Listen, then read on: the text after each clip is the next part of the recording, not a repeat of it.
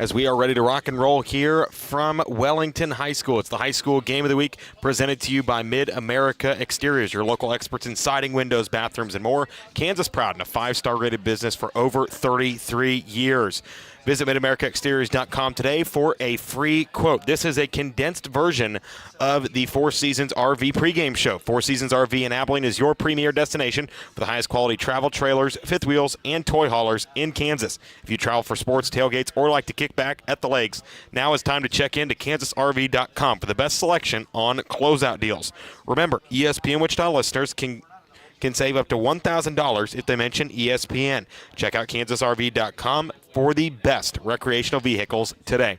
Chance Lebo here with you from Wellington High School as we are about 11 minutes from the coin toss here at Wellington High School. It's a really fun matchup here in the second round of the playoffs, a game that was scheduled for tomorrow, getting moved up to tonight, and it is going to be a doozy. Wellington and Kapaun, two teams that have not met since the 1970s. I believe it was 1976 the last time that these two teams met, and it is the first meeting with these two teams since 1976, and this is the biggest game in Wellington program history, at least the biggest home game in Wellington program history since the year 2004. 20 years it's been since Wellington has been to a state championship game, and talking to locals, it feels like this is the best opportunity for this Wellington Crusader football program to get to the state title game, to the promised land here in a wide-open 4A West. They will be facing tonight the defending 5A runner-ups, Kapaun Mount Carmel, coming down to 4A this season. A bit of a rough patch at a certain point of the season. Early in the season, they struggled a bit, as they have now hit a stretch in which they have allowed just 7.4 points per contest in their last four. Their only game they have given up more than a touchdown in their last four games was against St. James Academy. This has been a dominant defense for the Crusaders over the last, month or so. Ever since that Northwest game, Kapaun has been on a tear defensively, playing complementary football, and now it feels like they have about as good a shot as anybody to make it the distance here in 4A West. This is a really loaded 4A West bracket. The winner of this game will move on to face the winner of Andover Central.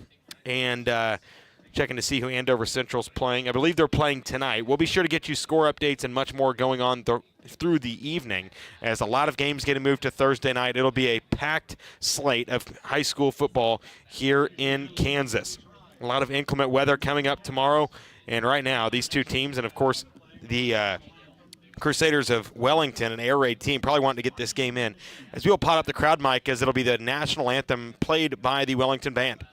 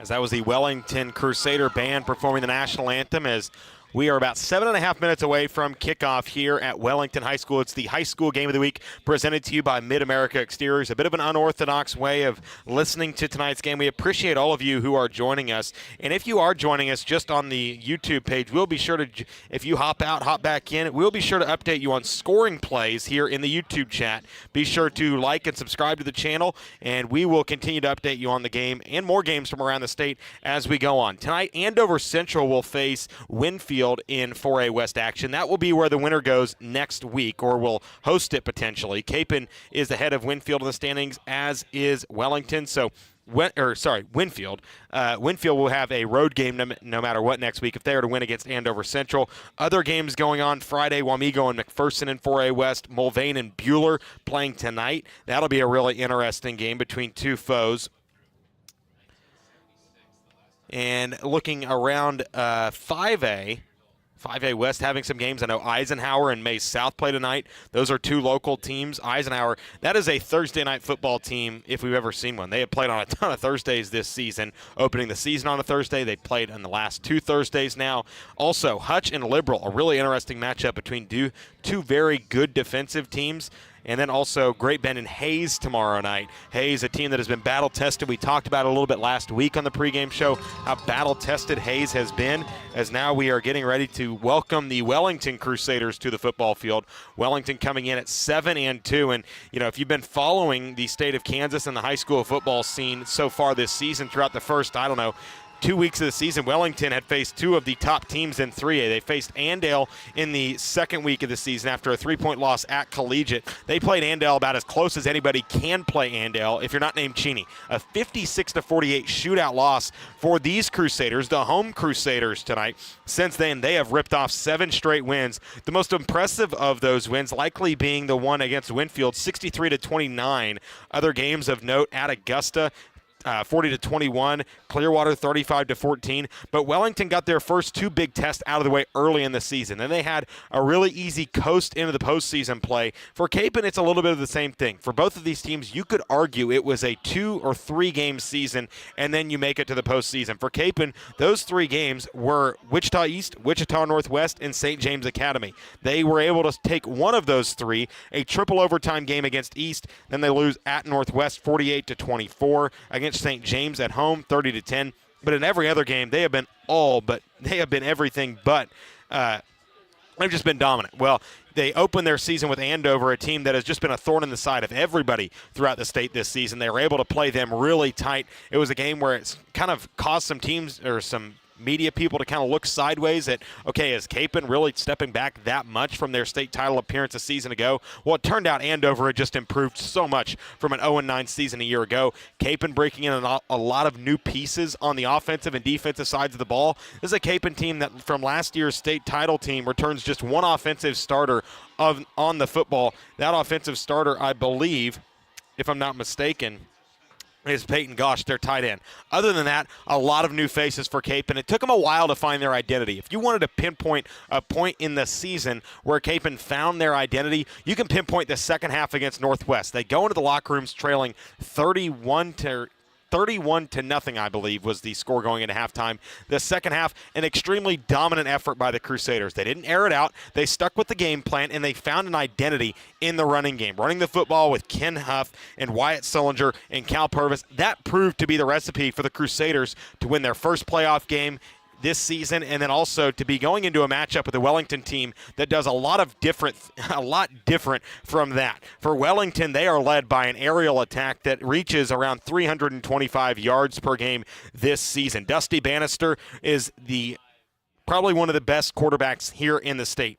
Last week against Ulysses, 11 of 20, 6 tutties, 2 picks, and that was without his number one target. His number one target, Carter Burnett, missed last week after an unsportsmanlike conduct in the final week of the regular season, was a first-team All-AVCTL player a season ago. He was able to hand his number one position to Grady Norris, who, what did he do last week? Well, he went for a school record 310 yards in the first half alone. So when you look at what this Wellington team has, they have a lot of talent at the skill positions, and they have a lot of confidence in those skill position players. They are going to be facing a very playoff experienced Kapaun team, and for Wellington, you could argue this is their biggest home game in 20 years, as Wellington has won the toss and they have elected to receive. That shows you a little bit of the confidence of this Wellington offense, averaging 45.6 points per game this season.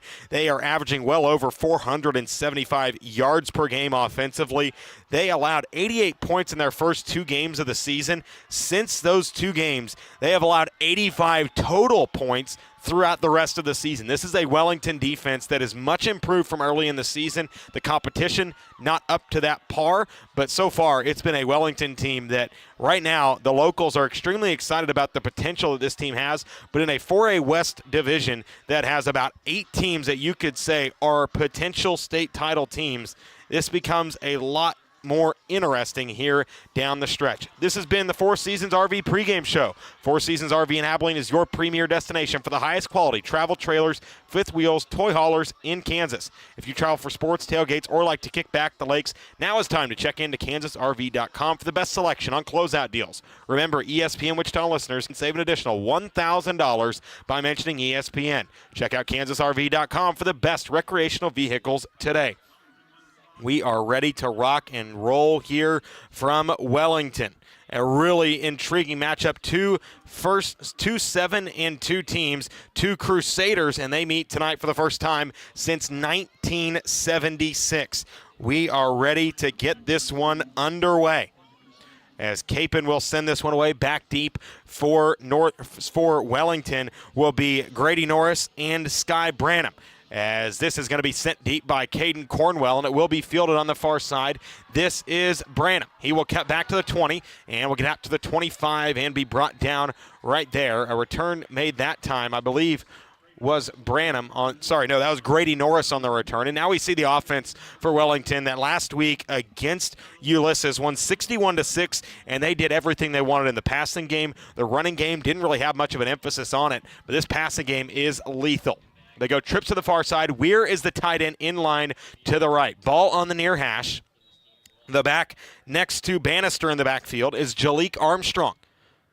Bannister in the gun, near side hash at the 24. He will hand it. Here's Armstrong going right, arcing for the sideline. Slips a tackle in the backfield and is going to be brought down in the backfield. It is going to be a tackle for a loss of about 2 on the play. Jalik Armstrong trying to go wide that time. A little bit too much east-west. Should have gone north-south. It'll be second and long for the Wellington Crusaders. They go in a hurry. This is a team that likes to run tempo. 2 receivers split to the near side, 1 and a tight end to the far side. Ball on the far hash, second and 12 for Wellington.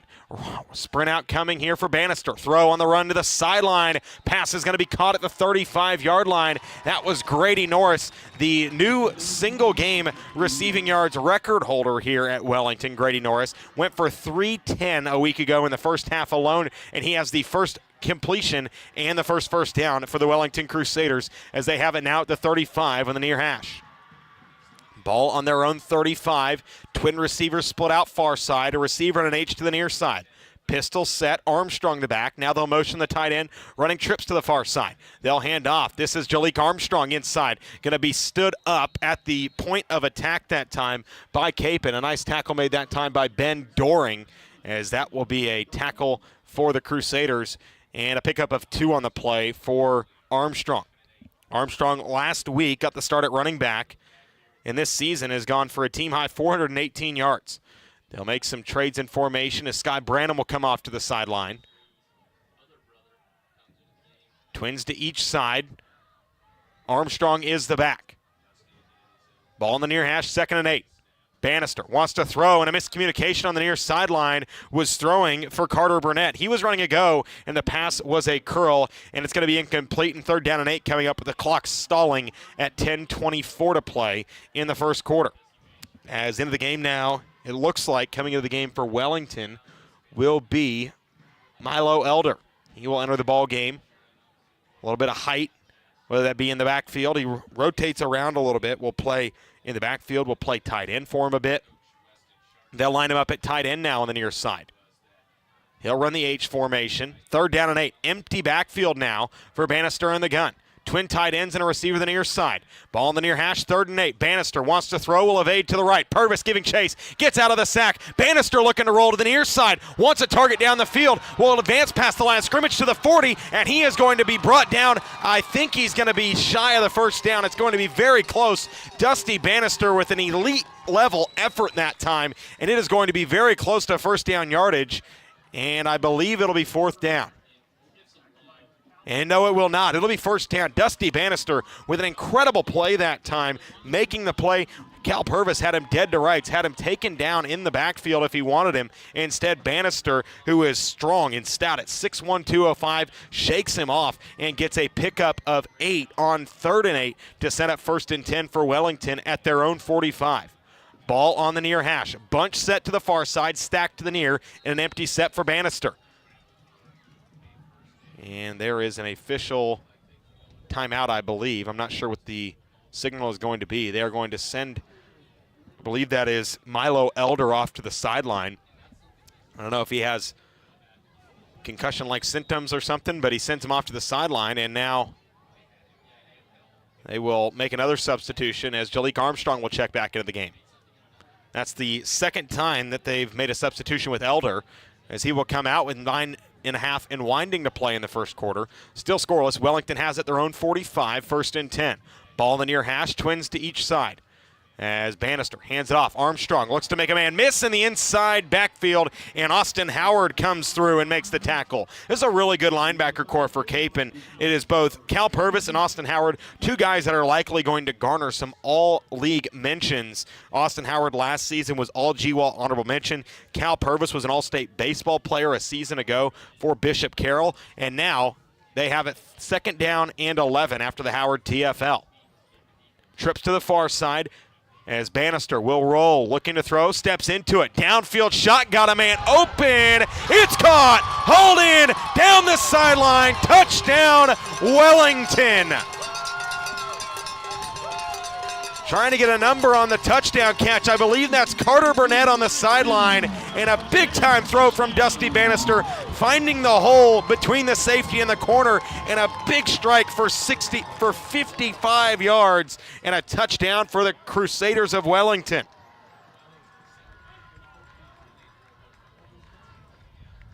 And an extra point pending here for Wellington. It will be Sky Branham for the extra point on the season. He is 25 of 30. Here is the holder. And the kick is up, and it is good. As Carter Burnett strikes from 65, that puts Wellington in front 7-0.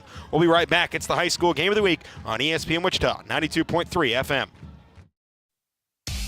Get your truck game ready this football season with Continental Truck Accessories. For over 40 years, we've offered top-notch accessories for every adventure. Whether it's a tailgate party, hunting trip, or hauling your favorite toys, we've got you covered. We've got toppers, bed covers, grill guards, Nerf bars, and more. Stop by our showroom at 6701 South Broadway, Wichita's exclusive dealer for guarded spray-on liners. Your truck deserves the best. Continental Truck Accessories.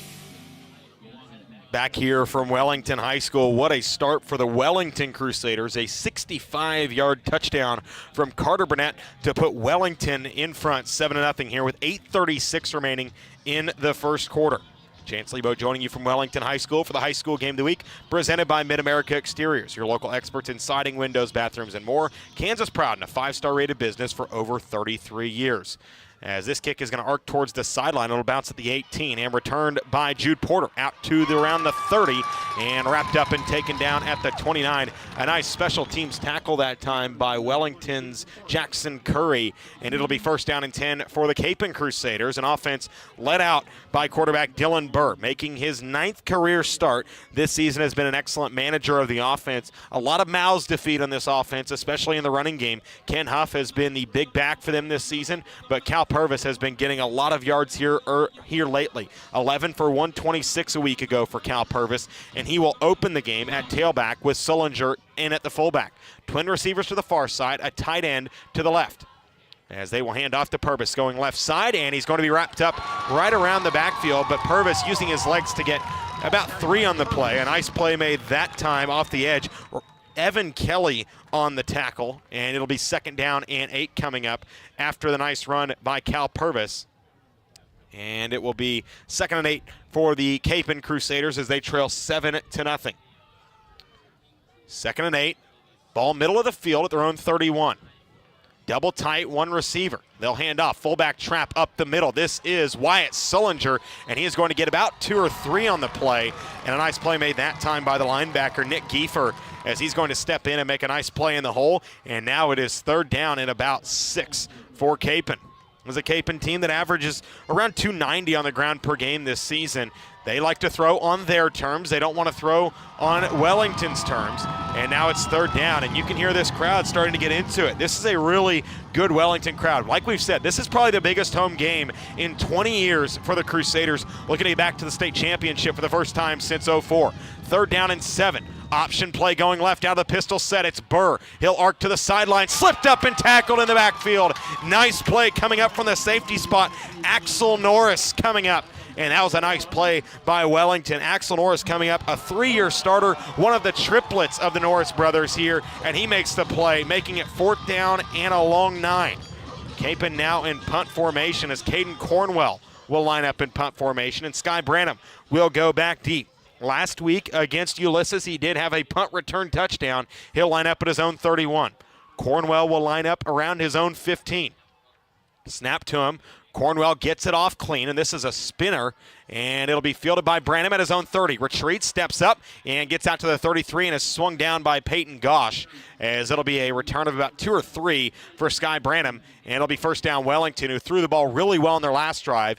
And some of the analysis I was making in this pregame was talking about the Wellington receivers compared to the Kapaun corners. We saw Kapaun in their, I believe it was their 4th game of the season against Northwest, were tested by some really tall vertical receivers on the perimeter. Chase Carter comes to mind, Griffin Baker. Those guys were having a field day against Kapaun on the perimeter because Kapaun doesn't boast much size on the outside, and that can be an interesting matchup as Owen Young is 5'7" and Jude Porter is 6 foot. And this is a lengthy receiver room for Wellington as they have it now first down and 10 at the 32. They will swing a receiver out of the backfield. Looking to throw Burnett, and he will look to get it outside to Weir on the swing pattern. It's going to be incomplete. They're going to rule it a forward pass as it'll be it'll be second down and 10 now. Second and 10 for Wellington. Haven't seen much from them in the running game. They've tried to establish it early on with Jalik Armstrong. It'll be second and 10 from the 32. Kapaun showing blitz, twins to each side. Trips to the near side, actually. This will be a play fake. RPO looking. Pass is going to be caught. Sky Branham is going to get to the 40 and a little bit farther. It'll be third down and short after the nice RPO. Sky Branham on the catch for about 8-9 yards that time for Wellington, and now they'll go in a hurry on third down. Kapaun struggling to get to play call in and line up correctly. They'll line up in the I formation, and they will bring a fullback up as they'll try and sneak it out of the I, and I'm not sure they got even close to it. Bannister tried to sneak it, and the center, who I believe is Greer Buchanan, did not get much push that time, but they are going to give him first down yardage. Patience by Bannister. It'll be first down for Wellington by a couple of inches, if that. 6 minutes remaining and winding here in the first quarter. Kapaun trailing Wellington 7-0 here in the second round of the Kansas High School football playoffs. Trips to the far side with 2 tight ends. One receiver to the near side is Burnett. In the gun is Armstrong alongside Bannister to his left. Bannister gets the snap, wants to throw, taking a shot down the field, and he overthrows Sky Branham. That ball landed around the 20, tossed it from the 35. I'm not going to do the math, but that's a long, hard throw that time by Bannister. Didn't have the speed he wanted on the back end. You have to give credit to Jude Porter that time, getting out of his back pedal into a sprint. That time, Branham did not get behind him. Maybe that next drive, when Wellington watches the film, they might run a curl that time as Porter was giving a lot of space to Sky Branham deep. Second down and 10 at their own 42, ball in the near hash. Ace formation, 2 tight ends, 1 back. As they will hand it. Armstrong going wide to the right, now cuts back, slips a tackle in the backfield, keeps his feet turning past the 45. To midfield goes Armstrong and tossed out of bounds, out past midfield and into Crusader territory, Kapaun Crusader territory at the 49. An 8-yard pickup that time for Jalik Armstrong, his best run of the game. And now it'll be third down and 2 for Wellington. 5.5 to play in the first quarter. Wellington struck on a 65-yard touchdown from Carter Burnett. As they will break the huddle. Heavier personnel here for Wellington. They go 2 I formation. They go Maryland I, heavy backfield with 2 I backs and a setback. Bannister will hand off to the second fullback. Up the middle, it'll be a first down and a nice run that time. Milo Elder, I believe, on the carry.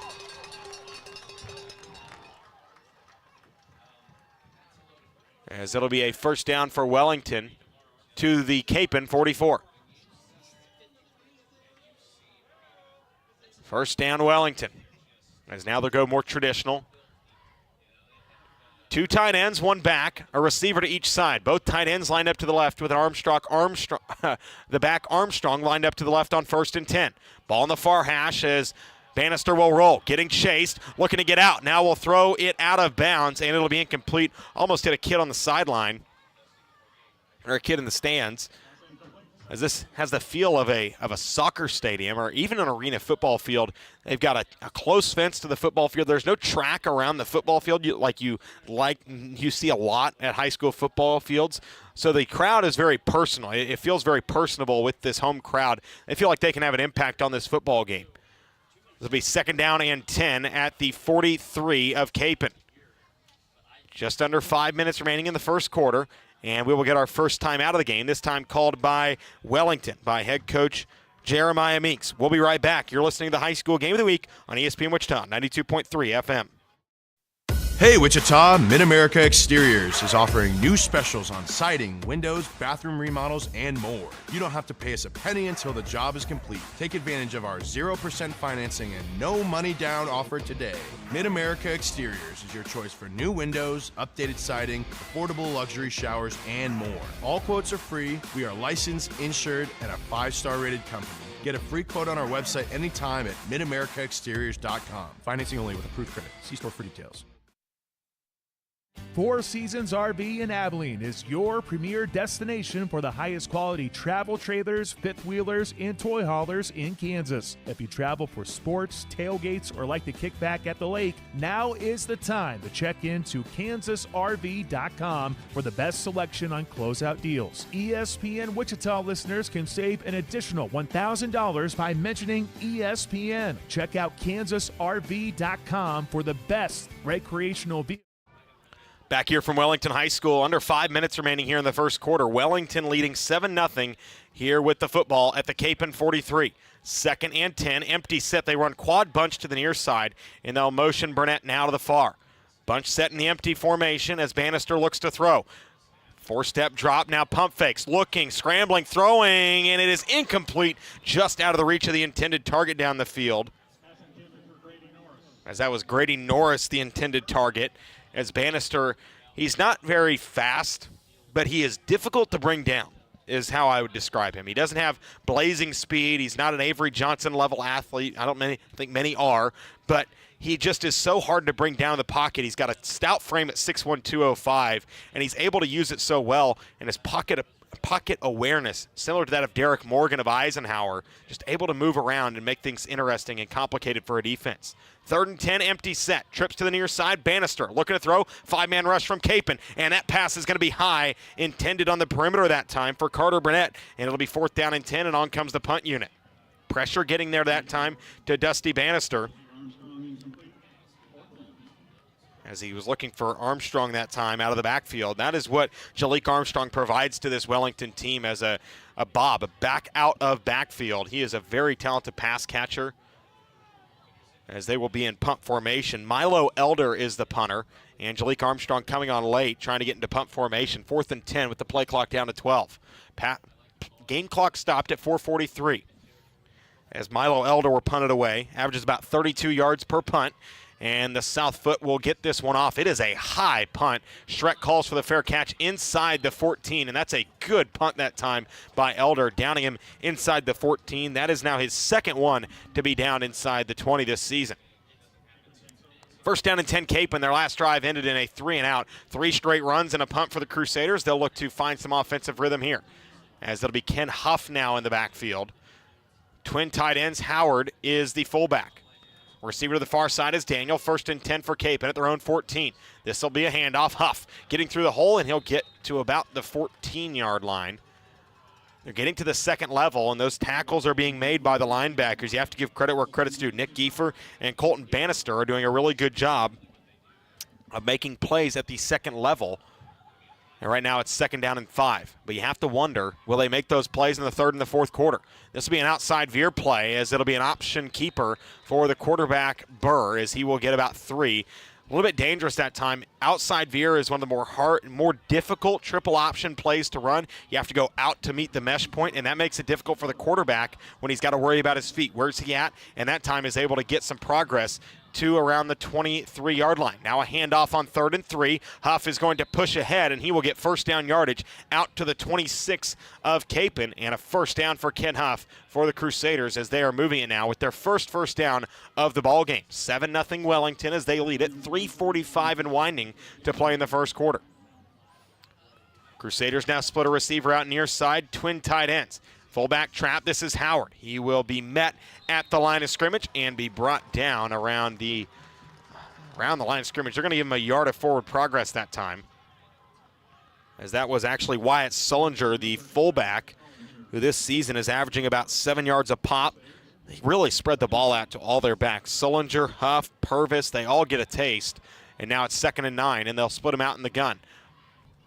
As they'll bring a receiver in motion, this is Daniel. They'll hand off to Daniel, getting outside to the edge. Makes a cut out near the 30, stiff arm, and going to be escorted out of bounds.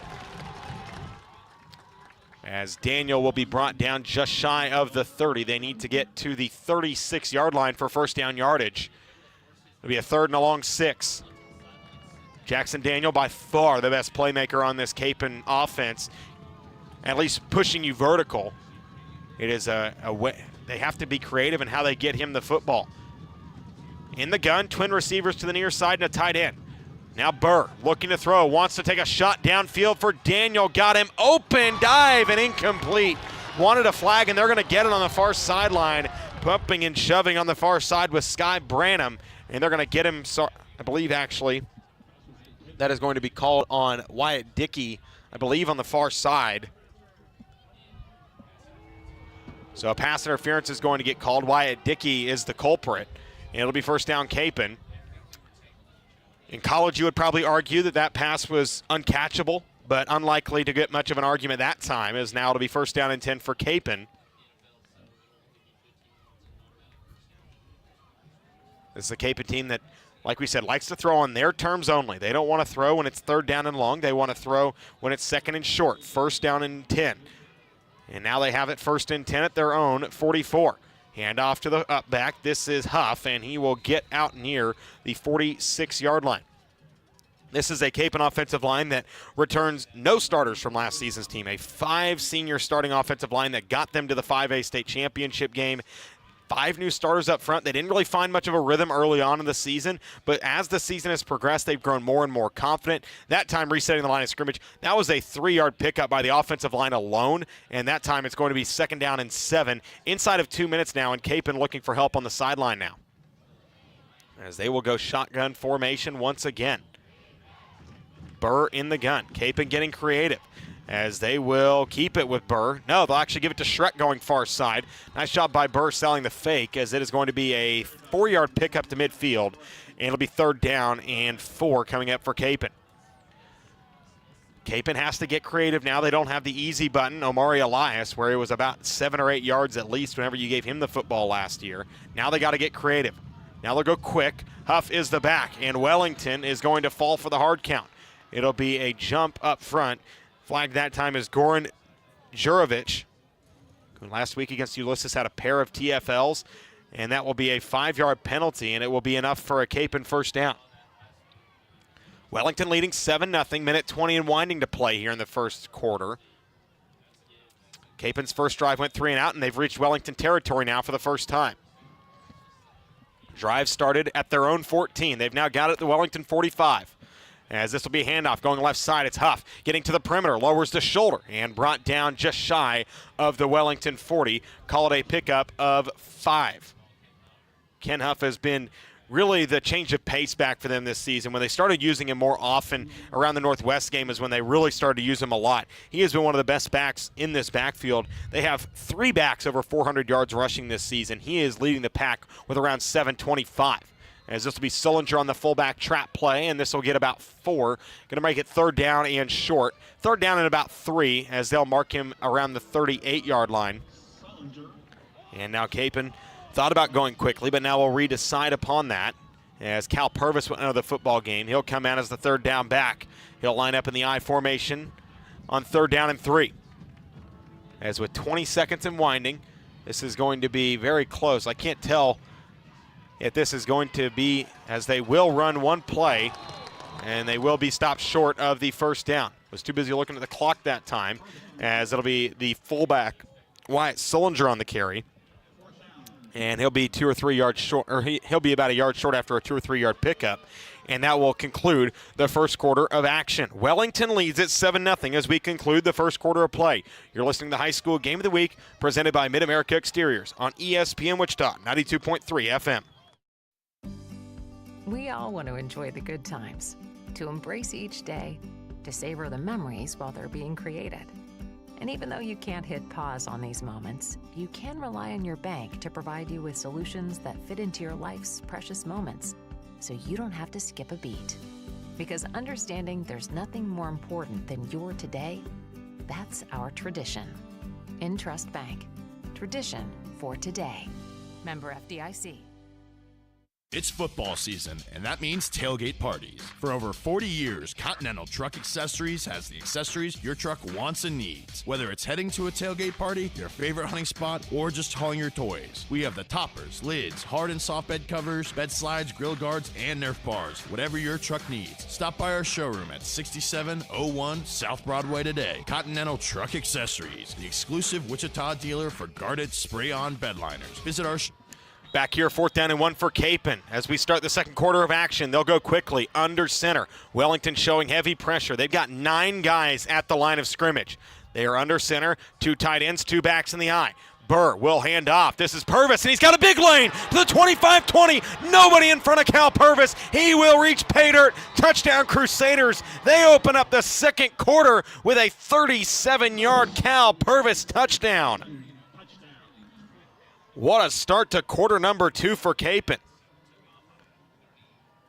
Cal Purvis bursting through. As that time Wellington had 9 guys in the offensive line, and all 9 of them accounted for, and Cal Purvis, nobody past the line of scrimmage for him to even touch. As that time he reaches pay dirt, it's 7-6 Wellington. As on for the extra point is Ethan DuPont. As the kick is up, and it is pure.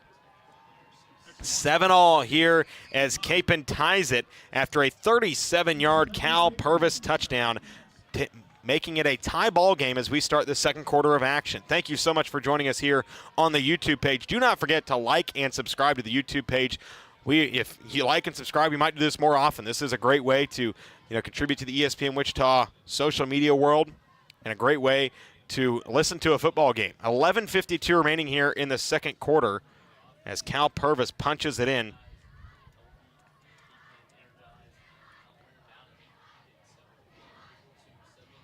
Wellington on their first drive got a 65-yard touchdown from Carter Burnett. And now it is about to be their football again.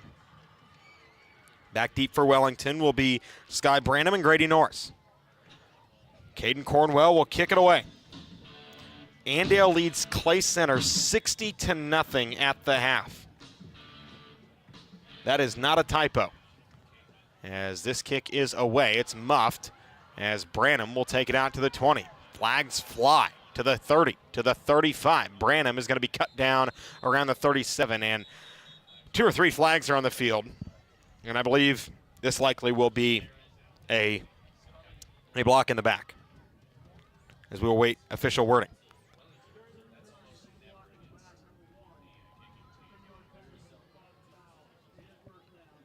First down, Wellington. Yeah, Andale leading Andale leading Clay Center 60-0 at the half. That is unbelievable. Clay Center has been, that's kind of my neck of the woods, where I'm from.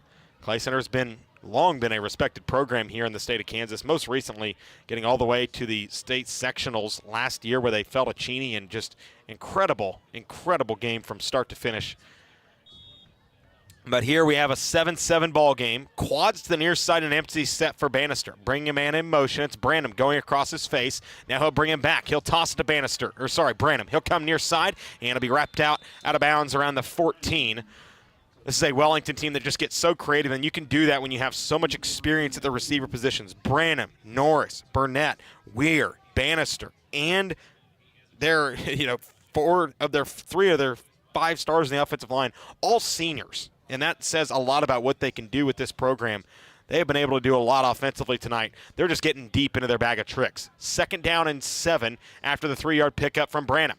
As Bannister now looking to throw. Pressure getting there from Kia. Throws the post pattern and overthrows it. A little bit too much mustard on that one. Look for Branham on the post pattern. And they have had that play multiple times, or at least dialed it up. The deep shot for Branham. It looks like they're trying to pick on Jude Porter out wide, the junior corner. Trying to maybe expose him in the deep game. And now it's 3rd down and 7. And Wellington, they are going to need to, convert here if they want to stay, keep Kapaun's momentum stalled. 3rd down and 7. As Armstrong will enter the backfield and now retreat. Play fake. Bannister looking to throw, got a screen across the middle, it's caught. Norris to the midfield mark, to the 35-40. Norris cuts back, lowers the shoulder and brought down to the 45. That was a play where I would not imagine being a linebacker.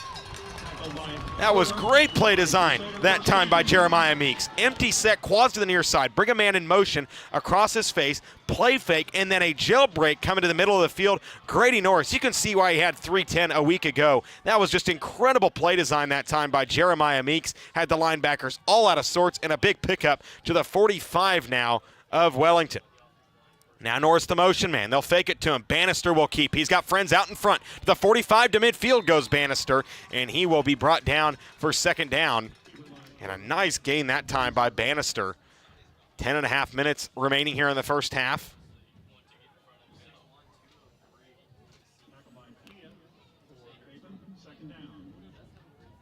As they pushed him out of bounds that time. Bannister, just like we said, he's not extremely fast, but he's loose. As they will have 2nd down and 4 coming up. Motioning Weir across the sideline. 2nd down and 4. Bannister will hand off. Jalik Armstrong, and a flag comes in late. And I believe they're going to get an illegal substitution. Nope. The ruling from the far side official was hand over chest, so you'd imagine a legal substitution, but instead it's a false start, and it'll be 2nd down and 10, so you can basically wipe out, or I guess 2nd down and a long 9. You can all but wipe out the run by Dusty Bannister, and it'll be 2nd down and 9. 10 and winding here to play in the first half. Don't forget to join us for the halftime show. We'll give you a stats update, look at some scores from around the state, especially ones here in the 4A West level that will matter in this bracket. 2nd down and 9. Twins to each side. A man in motion is Burnett. They'll look to throw. Bannister on the rollout. Throws while getting hit. Down the field. Incomplete. Shrek in coverage that time. That time was looking, I believe, for Grady Norris, and it's going to be incomplete. Clock stops with 9:53 remaining. Now it's 3rd and 9. It has not been the 3rd down and longs that have hurt Kapaun early on. It has been the 3rd and shorts. Other way around. It's not been the 3rd and longs that has hurt Wellington so far tonight. It's been the 3rd and shorts. They've been able to convert on 3rd and long, as the last one we saw was a really big play. All the way to the 45. Bannister had a 1st down run. You wiped it out with a flag, and now it's 3rd down and 9. And Wellington will line up to go for it here. Trips to the far side, empty set with Twins to the near. Ball in the near hash at the Wellington at 46. Bannister wants to throw. 4-man rush for Kapaun. Downfield shot up the seam. Could not get it to Jalik Armstrong. He had him open. That is a play that Mike Leach called 6. He calls it 6. Why is that? Because if it works right, you get 6 points on the board. And that time, unable to connect on the deep shot. Looking for Jalik Armstrong. Really the Swiss Army knife for this offense. And he had a man beat. Just couldn't hit him. And now it's 4th and 9. And on comes the punt team. It'll be the south-footed Milo Elder. 7-all here between Kapaun and Wellington. Elder, good snap. As this is a dart. This is a deep one, and it is going to be rolling, and it is going to sit inside the 5. I know it is not going to be. If they just dove on it that time, it would have been down inside the 5, but that time, a great effort nonetheless by Hank Schinlever, as that time he dives for it and hits his own teammate, and it goes into the end zone for a touchback. Tough luck that time for Wellington, as it'll be 1st down Kapaun at their own 20. 1st down and 10, Kapaun. after the touchback, and a really good punt that time by Milo Elder. First down and 10 Crusaders. I formation. Handoff going far side. This is Huff, and he's going to be wrapped up for no gain that time. He might have even lost a yard. Second down and 10 coming up. Just not much push coming right now from Kapaun on the offensive line. It's been inconsistent offense so far for the Crusaders. Play fake now. Burr checks it down, and it's going to be incomplete. Was on the roll, on the move that time. He wanted to check it down to Peyton Gosh, and that time it's going to be incomplete. Third down and 10 coming up for Kapaun. And this is not a situation they like to be in. Third down and long, a team that traditionally runs the football more than they throw it. And now an opportunity for Wellington to capitalize on the field position. Third down and 10. They will give to the fullback. This is Sullinger, and he'll get about 2 on the carry. And now the punt team comes on for the Crusaders. So nothing going that time for Kapaun. A 3-and-out following their stop on the defensive end. And what we expected to maybe see as a offensive slugfest between two offenses that have really been rolling here lately. It's a matchup between two defenses that have also been rolling recently. Like we said, Wellington, since their first 2 games, when they gave up 88 points in their first 2, they've given up 85 since. Kapaun has given up less than a touchdown in pretty much every game this season. As this is a sidewinder, and it'll bounce at the 40, be picked up by Branham. And he will slip down just shy of his own 45. And that is a coach's nightmare right there, is a player picking up a football on a bounce, on a punt, with a bunch of bad guys surrounding him. But Sky Branham, has a punt return touchdown on his resume from a week ago. I think he has a little bit of a leash. First down and 10 for Wellington at their own 43-yard line. 8.5 remaining here in the first half. Long receiver to the near side is Branham. They'll go trips to the far side with an inline tight end to the far. Ball middle of the field with Armstrong as the back. They'll keep it with the quarterback. This is Bannister. Cuts back, makes a couple guys miss. Now goes against the grain, makes another man miss to the 45, and a lot of running that time by Dusty Bannister. He's going to be gassed at the end of the night. Just the amount of running he's been able to do, whether it be in the pocket, on the perimeter. He has been able to maneuver some guys. He's just so quick, and he's able to manipulate the speed so well, and getting a couple of guys off their feet. Second down and 6 after the 4-yard pickup from Bannister. Trips to the near side. As now Bannister will roll, looking to throw, getting it out wide. Here's Branham to the midfield marker, getting about 3 or 4 more after that, and it's going to be very close to a first down, and they will give him first down yardage to the Kapaun 47. Sky Branham, who last week had a punt return touchdown, also had a 39-yard receiving touchdown. A Cali baseball commit, a couple of Cali baseball commits on the field tonight, as Peyton Gosh will also be taking his talents down to Arc City next season on the diamond. This will be first down and 10 for Wellington. Trips to the near side, a tight end to the far is Brody Weir. As Armstrong is the back, offset to the right. Ball at the 47 of Kapaun. Bannister looking to throw, got Weir. Weir didn't see it, and it's going to be incomplete. And it has just been a struggle early on for for Wellington in the passing game to get much separation from the Kapaun defenders. We saw Burnett really get loose early on. I think that kind of got the attention of the Kapaun defense, or at least the defensive coaching staff, and said, we're just going to keep everything in front. And this is a Wellington team that likes to throw the football deep a lot. They do it on a lot of different occasions and a lot of different ways to a lot of different guys. And so far, they haven't been able to get behind Kapaun as much as they have some of the opponents on their schedule in the latter half of the season. Second down and 10 with 7.5 remaining in the first half. All tied up at 7. Bannister, play fake, strike over the middle, and it's incomplete. And it was intended that time for Grady Norris. And the local fans not liking Noah Schreck, swinging him all the way around. Took him for a little spin that time. Didn't take him to the ground. I think if he would have taken him to the ground, there is a justification of a flag, but that time unable to make any kind of move was Grady Norris. And it's incomplete now, third down and 10. You might be approaching 4-down territory if you can get it past the 45 potentially. Third down and 10 at the 47 for Wellington. as Bannister looks to throw. Pressure gets there. Bannister gets out of it, wants to take a shot downfield, gets out of a couple tackles, a couple more, now retreats, looking for help. Bannister taken down. He loses yards all the way back to his own 42. Making the play in the backfield was Owen Young, and Bannister, putting his man Zell hat on that time, is going to be taken down for a big loss on the play, a loss of about 10 to make it 4th and 20 in tough field position to punt for from Milo Elder. That was a two-man route that time. They could not block Kapaun with their 7 in protection. As now Elder will punt this one away. This is a boomer. All the way down inside the 15. Schreck is going to field it. Milo Elder has a boot on him. 6'1", 240 junior, and he can bomb it. That one down at the 14. Noah Schreck with the fair catch with 6:40 to play here in this first half. Wellington and Kapaun all knotted up at 7.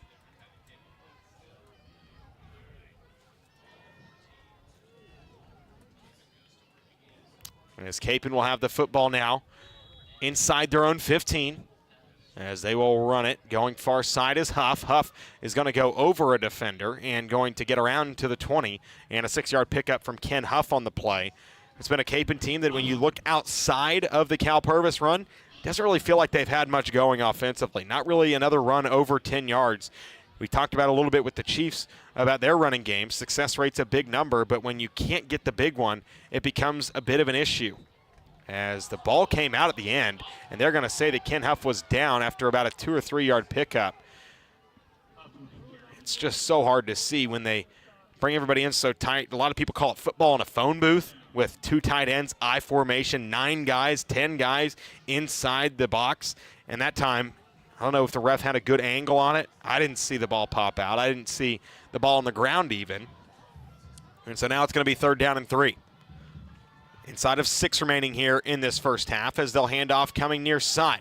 As this will be Huff and Kapaun trying to push the pile. And I think if they did so, and that's going to be 4th down, it's going to be inches shy of a 1st down. And a big decision coming up here for head coach Weston Schartz, a monumental one in the grand scheme of the football game. 4th and inches.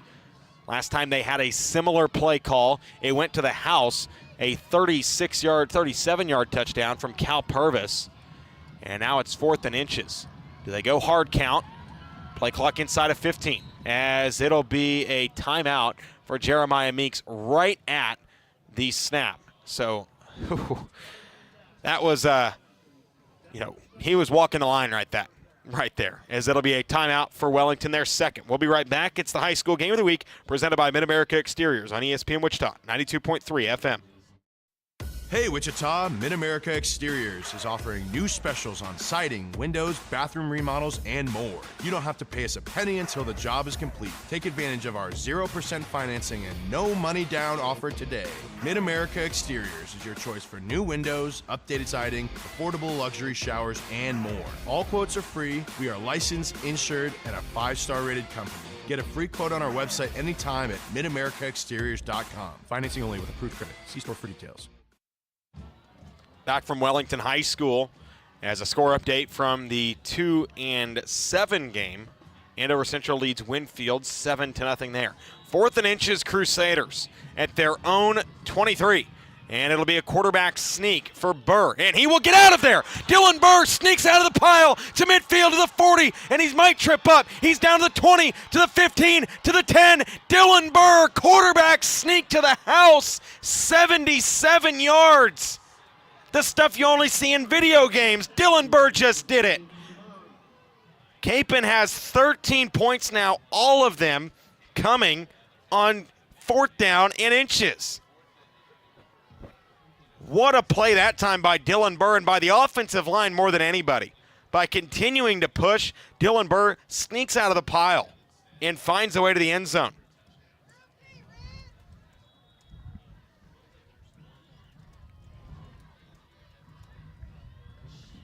And an extra point here from Ethan Burr.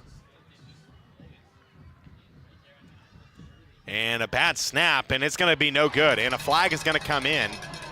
It's not going to be on the kicker. I'm curious what the flag is going to be. It was a bad snap. It got Holder in the it got Cornwell in the chest. I think there's going to be a hold.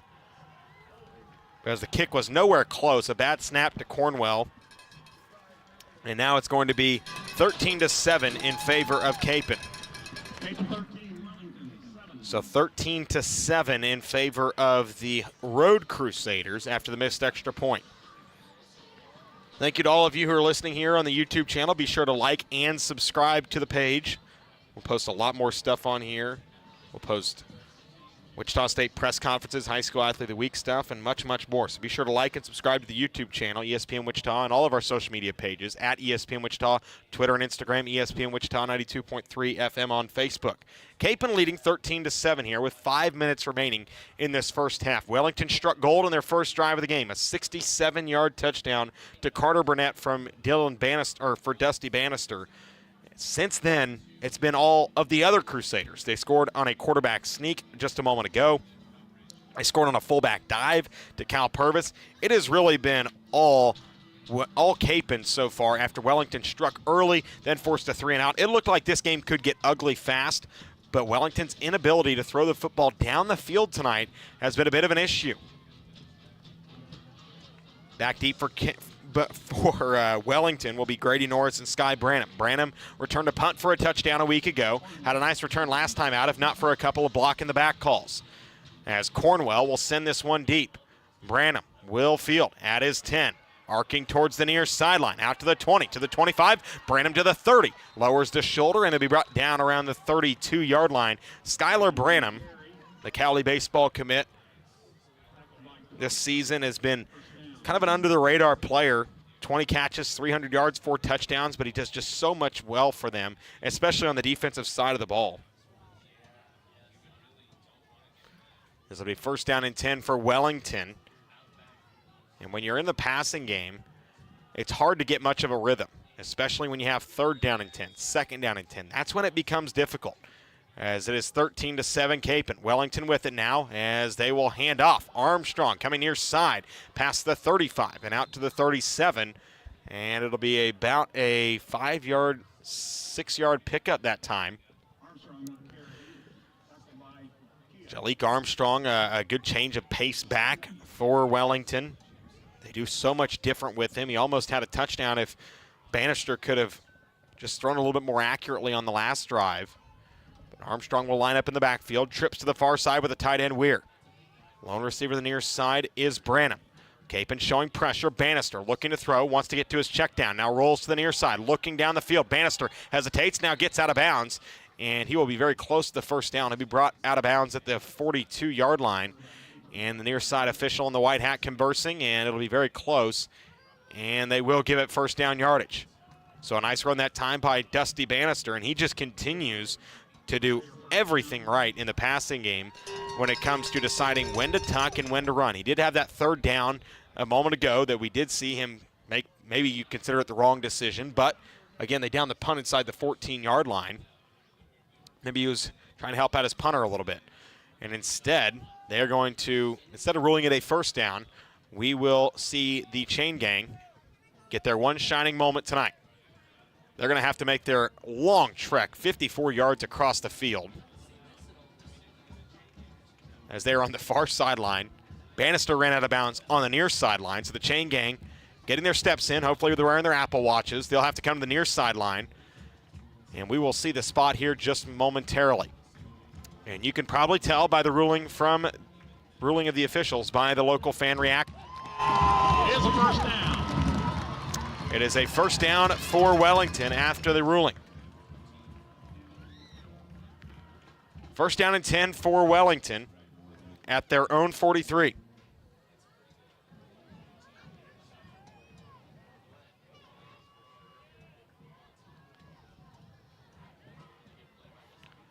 First down and 10 for Wellington. Bannister has really just done it all with his legs tonight. The consistency has been the running game for Wellington, but they've kind of dodged it a bit here recently. First and 10 for the Crusaders as they will throw a quick screen. Going out wide, and a nice play made. Owen Young has just had an excellent second quarter. Had the sack on 3rd and long to stop the last drive, and then that time right there, bursting through, and that was a really impressive play by the junior corner. He's been picked on a little bit tonight, and so far he has been making plays in the second quarter. Now 2nd and long. Like we said, in these passing attacks, it can be so hard to find an offensive rhythm. And right now, Wellington is without one. 13-7, the Kapaun lead.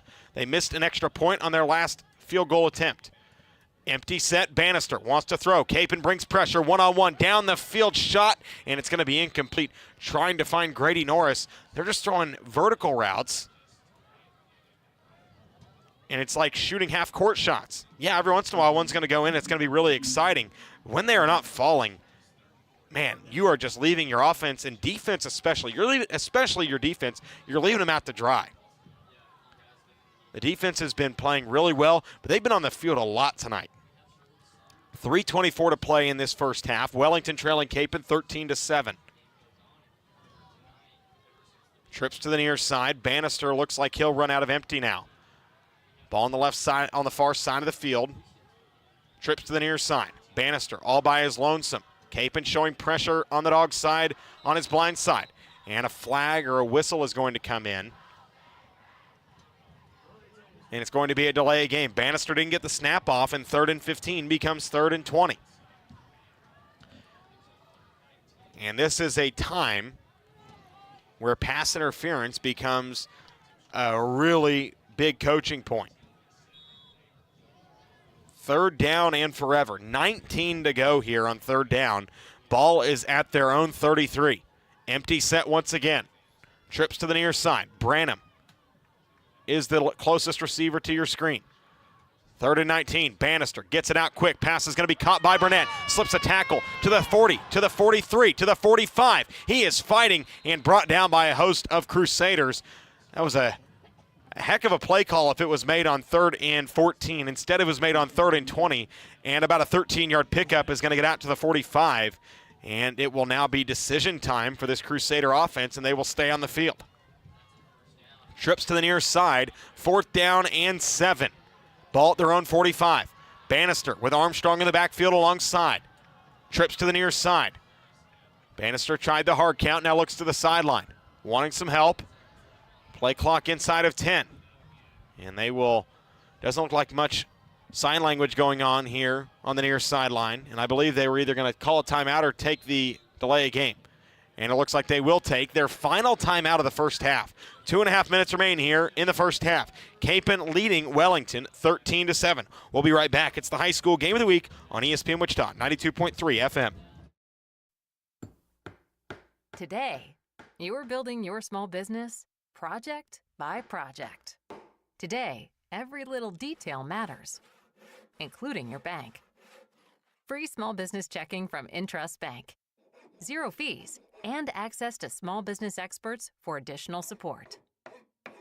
Free small business checking from Intrust Bank. Tradition for today. Member FDIC. As Wellington thought about going for it, now they will punt it. 4th down and 7.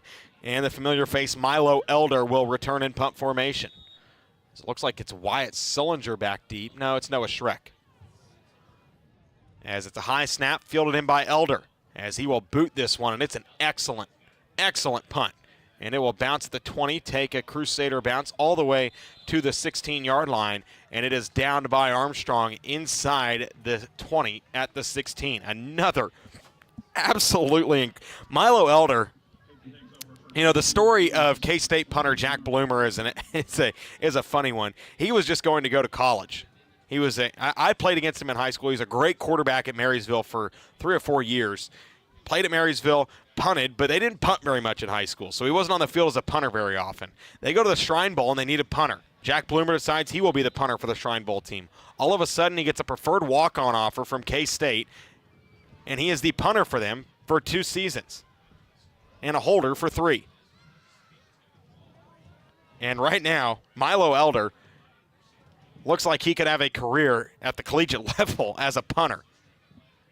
As some kind of ruling being made on the far sideline. I'm not sure if it's the chain gang or what is going on here, but the white hat and the side judge are talking with both the Kapaun coaching staff, and it looks like they're getting a little bit too close for comfort to the coaching staff, at least the players are. We have not heard word of a sideline warning of any sort, so I don't think that is the issue. Maybe just a conversation being had with the Kapaun coaching staff, the chain gang, and the officiating crew. 2:18 to play. Kapaun leading 13-7.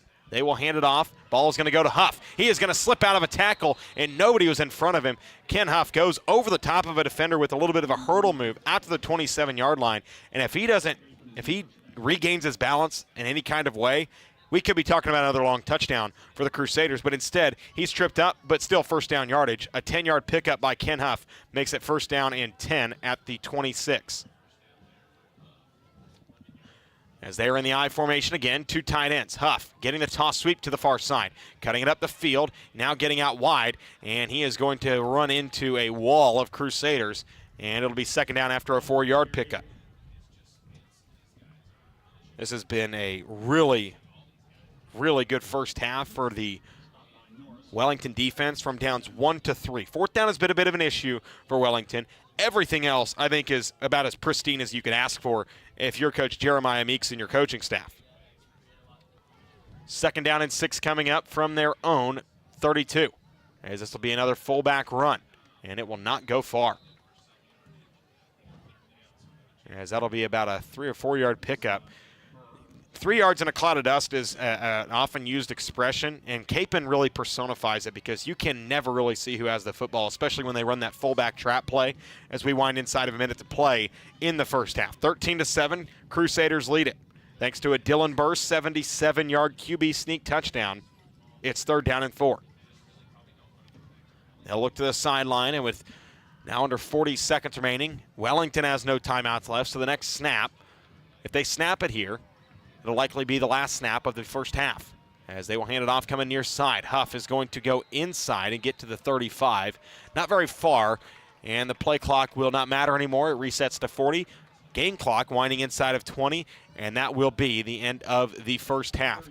Kapaun is going to head to the locker room leading 13-7 thanks to a 77-yard touchdown from Dylan Burr after a quarterback sneak. Wellington has been playing really well on every down except for fourth, and now Kapaun leads it 13-7 heading into the locker rooms. When we come back, we'll give you some halftime scores. How did we get here in terms of numbers? How did we get here in terms of scoring?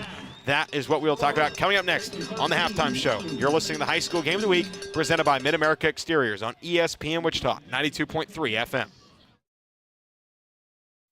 Hey Wichita, Mid-America Exteriors is offering new specials on siding, windows, bathroom remodels, and more. You don't have to pay us a penny until the job is complete. Take advantage of our 0% financing and no money down offer today. Mid-America Exteriors is your choice for new windows, updated siding, affordable luxury showers, and more. All quotes are free. We are licensed, insured, and a 5-star rated company. Get a free quote on our website anytime at midamericaexteriors.com. Financing only with approved credit. See store for details.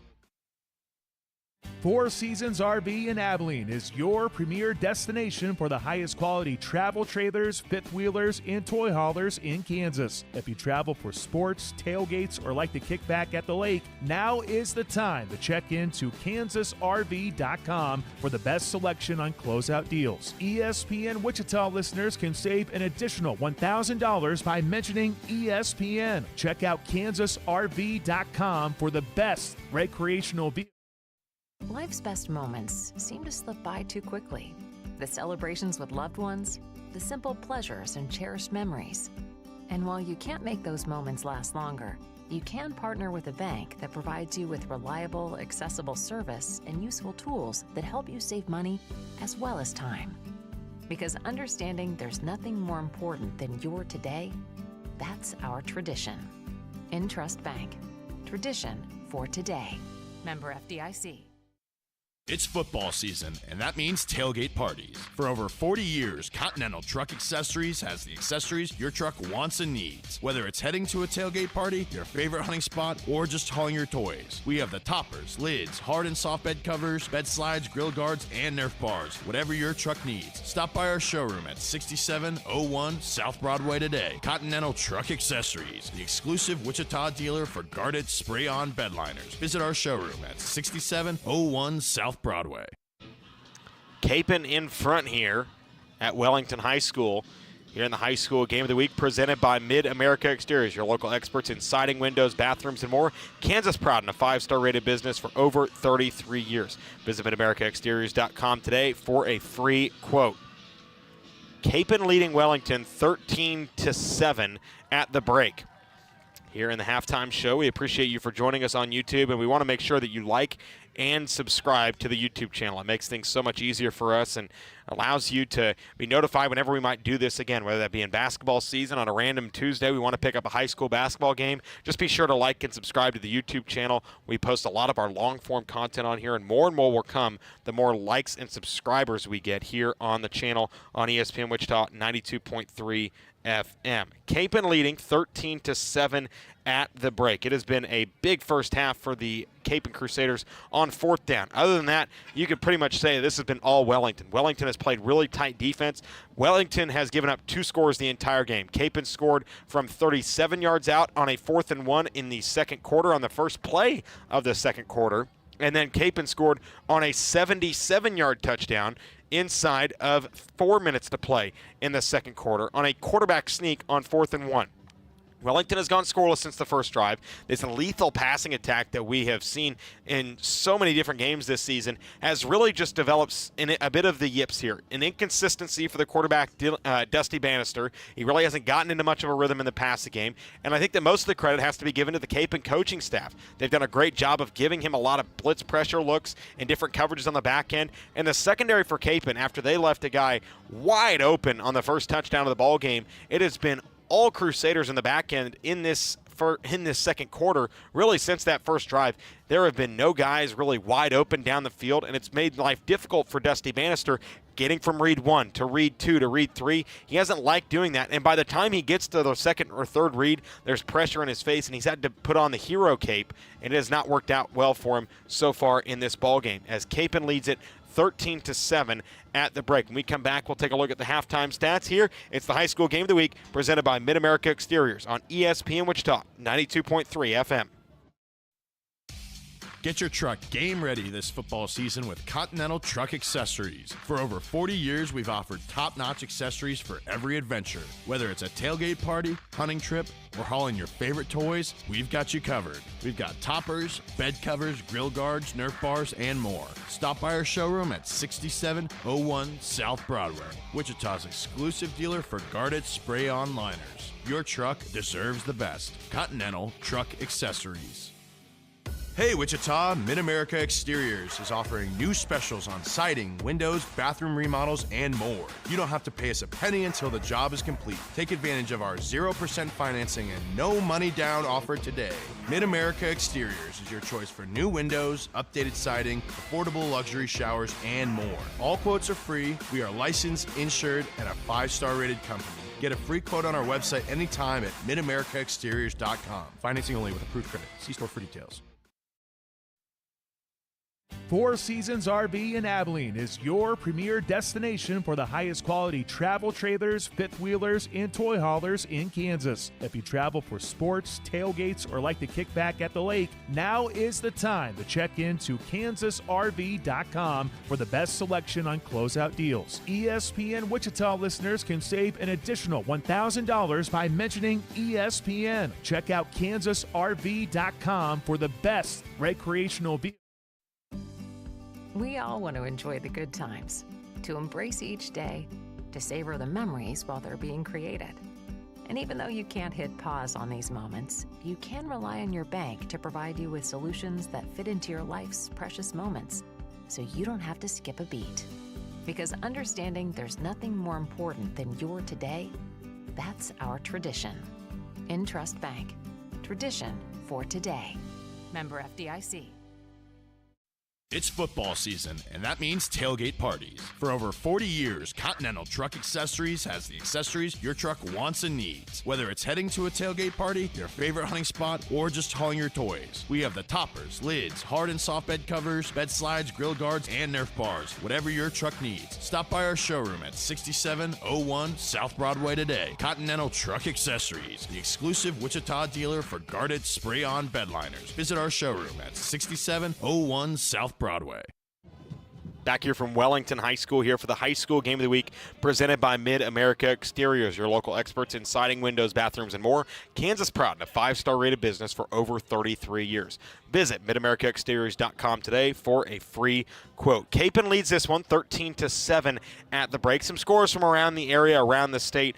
Don't have much scores in Kansas. I think they're taking the night off. There's not a whole lot of games going on, mostly local games going on tonight here on Thursday with the inclement weather coming in tomorrow. Seems to have been an issue. I'm not much of a forecast guy per se, but it seems like the weather tomorrow could be a bit of an issue, but so far, there's not too many scores from around the state. We do have an update from Andover as Andover Central leads 21-0 over Winfield. Winner of those two games, this one in Andover Central and Winfield, will move on to the next round. They will face off in the next round.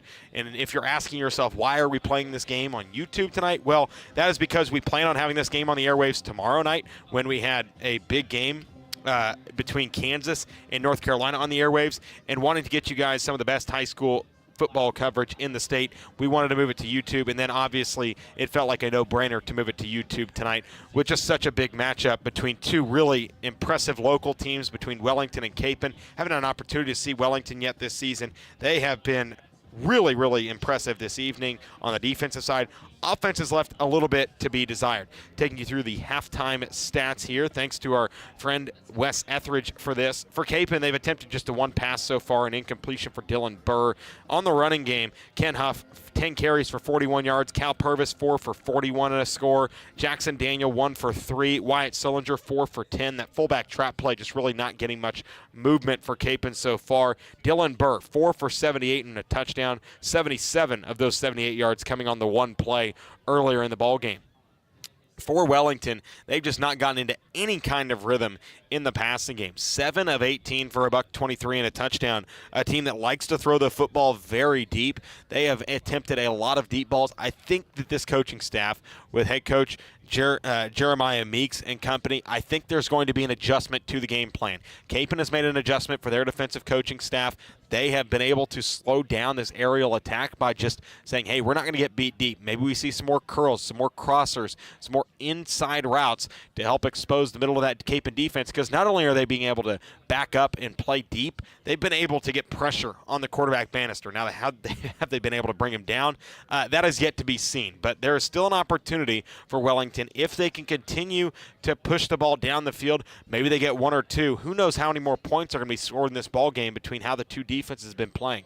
For Wellington, the running game, in total, 13 carries for 34 yards. Dusty Bannister, 6 for 11. Jalik Armstrong, 4 for 15. They've got the 2 catches for 45 yards for Grady Norris, 3 catches for 70 yards for Sky Branham in the touchdown, and Carter Burnett, 2 catches for 8 yards. So it has been a lot of passes, a lot of deep balls that just haven't really come home for Wellington so far in this ball game. And I think that, we expected coming into the game to see 2 very talented offenses coming in. Ken Huff has been one of the state's best running backs here in the state in the last, month or so. And for Wellington, they've just been one of the state's best offenses all season. But Kapaun and Wellington both, to their respect, have had defenses that have played really, really well in the last month of the season. Kapaun, since that loss against Northwest, giving up just 7 points per game in that time frame. For Wellington, they allowed, like we said, 88 points in their season opener, or in their first 2 games of the season. Since then, they've given up just 85 points all season. This has been a really good Wellington defense from that 3rd week of the season on, and they've continued to play like it tonight. From downs 1 to 3, Wellington has played exceptional defense, but it's been 4th down that's been the issue.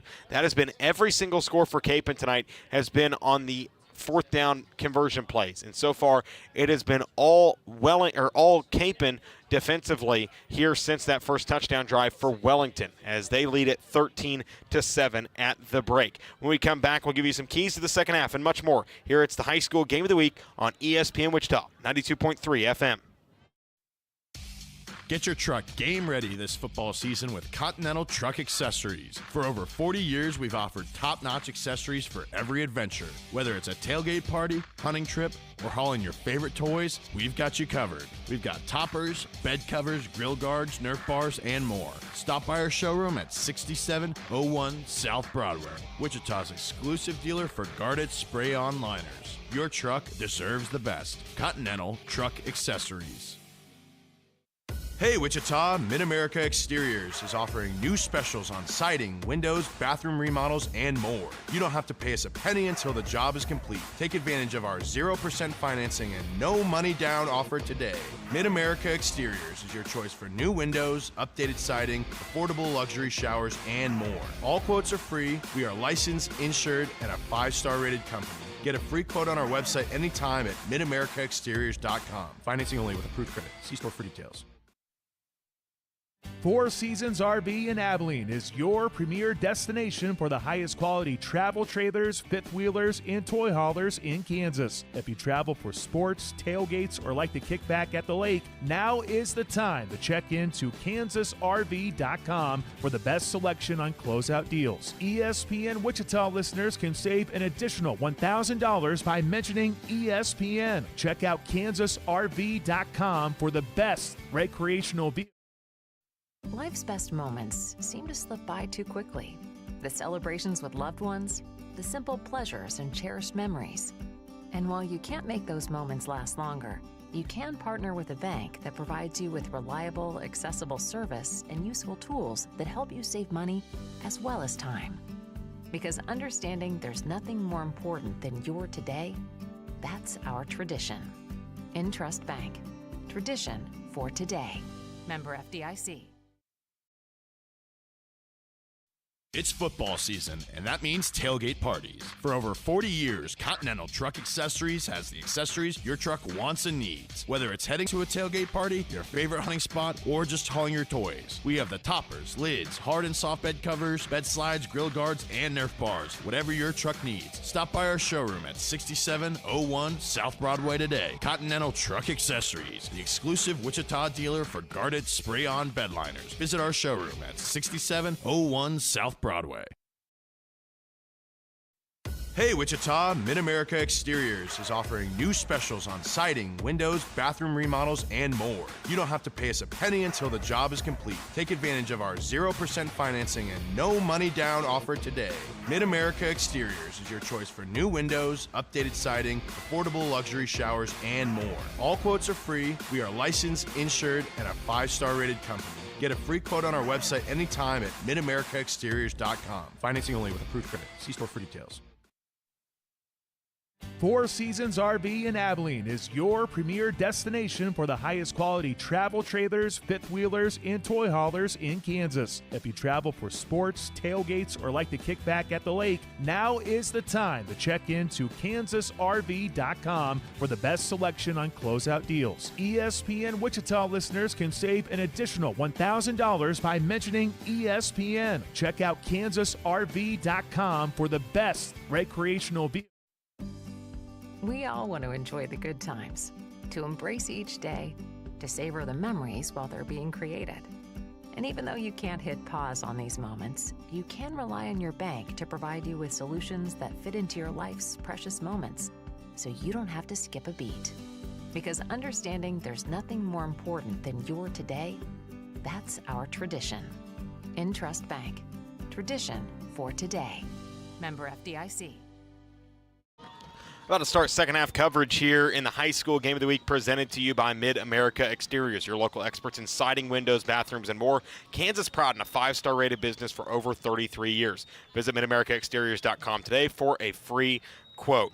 The one sponsoree we haven't done yet today is the Continental Truck Accessories Red Zone. Neither team has reached the red zone. Both of them have struck from long distance. It has been a battle of the half-court shots so far early on in this ball game. 13-7 our score here. Chance Lebo with you here from Wellington High School. Thank you for joining us on the YouTube page. Be sure to like and subscribe to that. Turn on notifications so you can be notified every time we do this kind of thing. It is a great way to interact with us here at ESPN Wichita. Going forward, looking to do more long-form content just like this. In 4A West bracket football, it is a 29-14 game as Buhler leads Mulvane. Buhler leads Mulvane 29-14, and in Andover, it's Andover Central in front, 21-0 last time we checked. So that is 4A West. Those are some area games between teams that likely are going to have a shot at a state title game. 4A West wide open. There's a lot of local teams still left in it. McPherson and Wamego will play tomorrow. Wamego being the number 1 seed here in 4A West. It is going to be an interesting battle to go out the rest of the way. Be sure to join us, or at least join ESPN Wichita tomorrow. There's a huge game tomorrow. I'm not sure if you know this or not, but there is a huge game tomorrow, as it is between Kansas and North Carolina here on ESPN Wichita 92.3 FM. Be sure to join Brian Haney and the gang, as they will have pregame coverage for you tomorrow night starting at 4:30, tip-off at 7, postgame at 8 o'clock. It'll be a really fun game between two of the nation's Blue Bloods at Allen Fieldhouse. If you're lucky enough to go to that game, boy, that is going to be an environment unlike any other. And then Saturday coverage, we will have KU pregame starting at 1 o'clock, KU Iowa State at 2:30, and then we will join Alabama and LSU in progress around a 7:30. So if you are an LSU or Alabama fan, be sure to join in around 7:30 on the mothership, ESPN Wichita 92.3 FM. Then on Sunday, we've got a doubleheader for you. What are the chances with myself at 11 a.m. leading you into NFL coverage? We'll have Steelers and Commanders at noon. Then Cowboys and Eagles at 3:25 in your home of the Dallas Cowboys here in Wichita, ESPN Wichita 92.3 FM. Cowboys postgame at 6:30. And then next Tuesday, another Blue Blood matchup. It's the Champions Classic. It'll be KU and Michigan State. Pregame for Kansas starting at 4 o'clock on Tuesday. Postgame, and then Kentucky and Duke will take the next game at around 9 o'clock. That is in the Champions Classic. I'm not sure where it's being played at this year. And that goes to show you how much I pay attention to college basketball. It is football season, and we know that here at ESPN Wichita. We've got high school football right here as Wellington is trailing Kapaun, and Kapaun will get the ball to start this second half. It has been a really fun game so far in this ball game.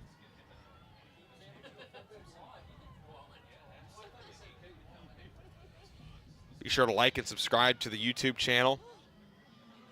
Follow us on all social media at ESPN Wichita across the board, as Wellington will kick this one away. We've only seen him kick it one time. It was a nice return for Kapaun.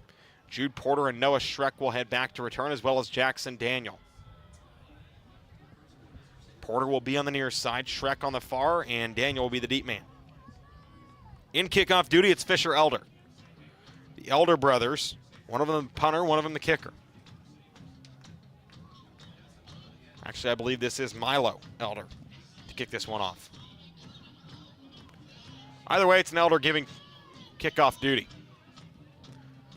as we are ready to go for the second half of the high school game of the week on ESPN Wichita 92.3 FM. Elder to send it away. And this one is a spinner. It'll bounce around the 25 and get picked up at the 25. Out to the 30 and out to the 35. That time goes the younger Gosh. That is Jackson Gosh, the sophomore receiver. His brother Peyton, an all AVCTL player, all GWAL player a season ago at tight end. Going to Cowley. Him and Skylar Branham will be teammates on the diamond next year at Cowley.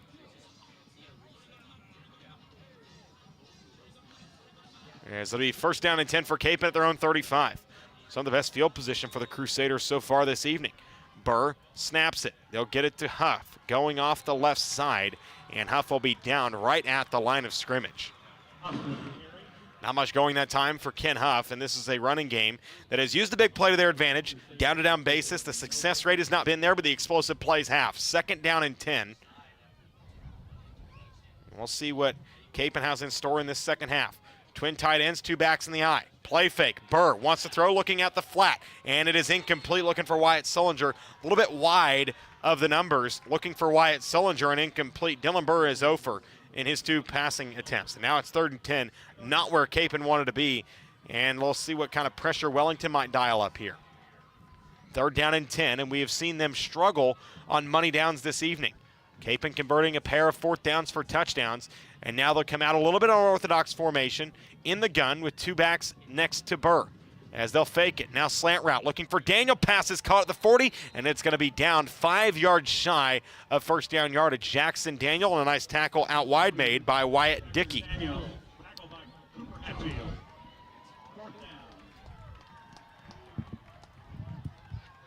As it'll be 4th down and 5.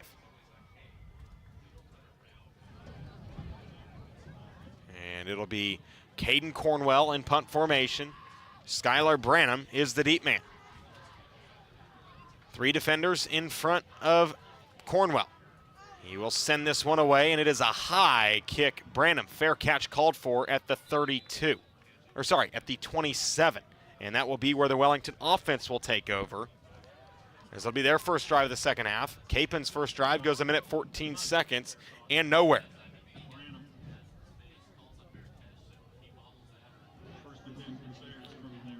As we will see this offense that has stalled out every drive since the first one. Let's see what Wellington has in store here. Haven't seen much of Brody Weir in the first half. As they'll go bunch formation to the near side, split out wide, 1 receiver to the far, and they will bring Burnett in motion, rolling to the near side, and it's going to be caught, and I believe that's going to be caught by Burnett, and it will be about a 4-yard pickup, or sorry, about a 2-yard, 3-yard pickup that time. To the 30 goes Burnett, to the 29 actually. As the pressure got into the face of Dusty Bannister once again. But he's able to get it out, and now it's going to be 2nd down and 7. 3-yard pickup to the 29. Twins to each side. Bannister wants to throw on the RPO. It's going to be caught, and I believe that's Branham on the far side. It is going to be caught around the 35 and needing to get to the 37. It'll be 3rd down. They'll mark him shy of the 35, the 34, 3rd and 3 coming up for the offense. And some more beef coming into the offensive line for Wellington here on 3rd down and 3. Adding an extra offensive lineman, bringing in an extra tight end. They'll go power I formation. Maryland to the right, 2 fullbacks and the tailback. As Bannister will hand it off to the fullback, Weir. Weir is going to be getting 1st down yardage. He'll get out near the 38. And a 1st down for Wellington.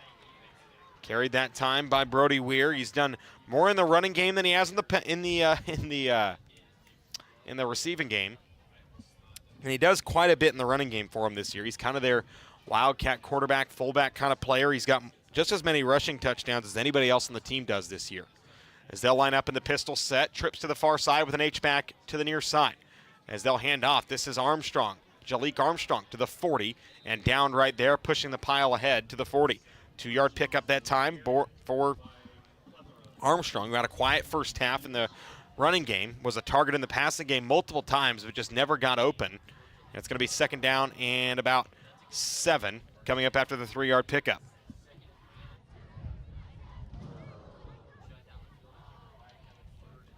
Second down and a long 6. Twins to the near side, 1 tight end and a receiver to the far.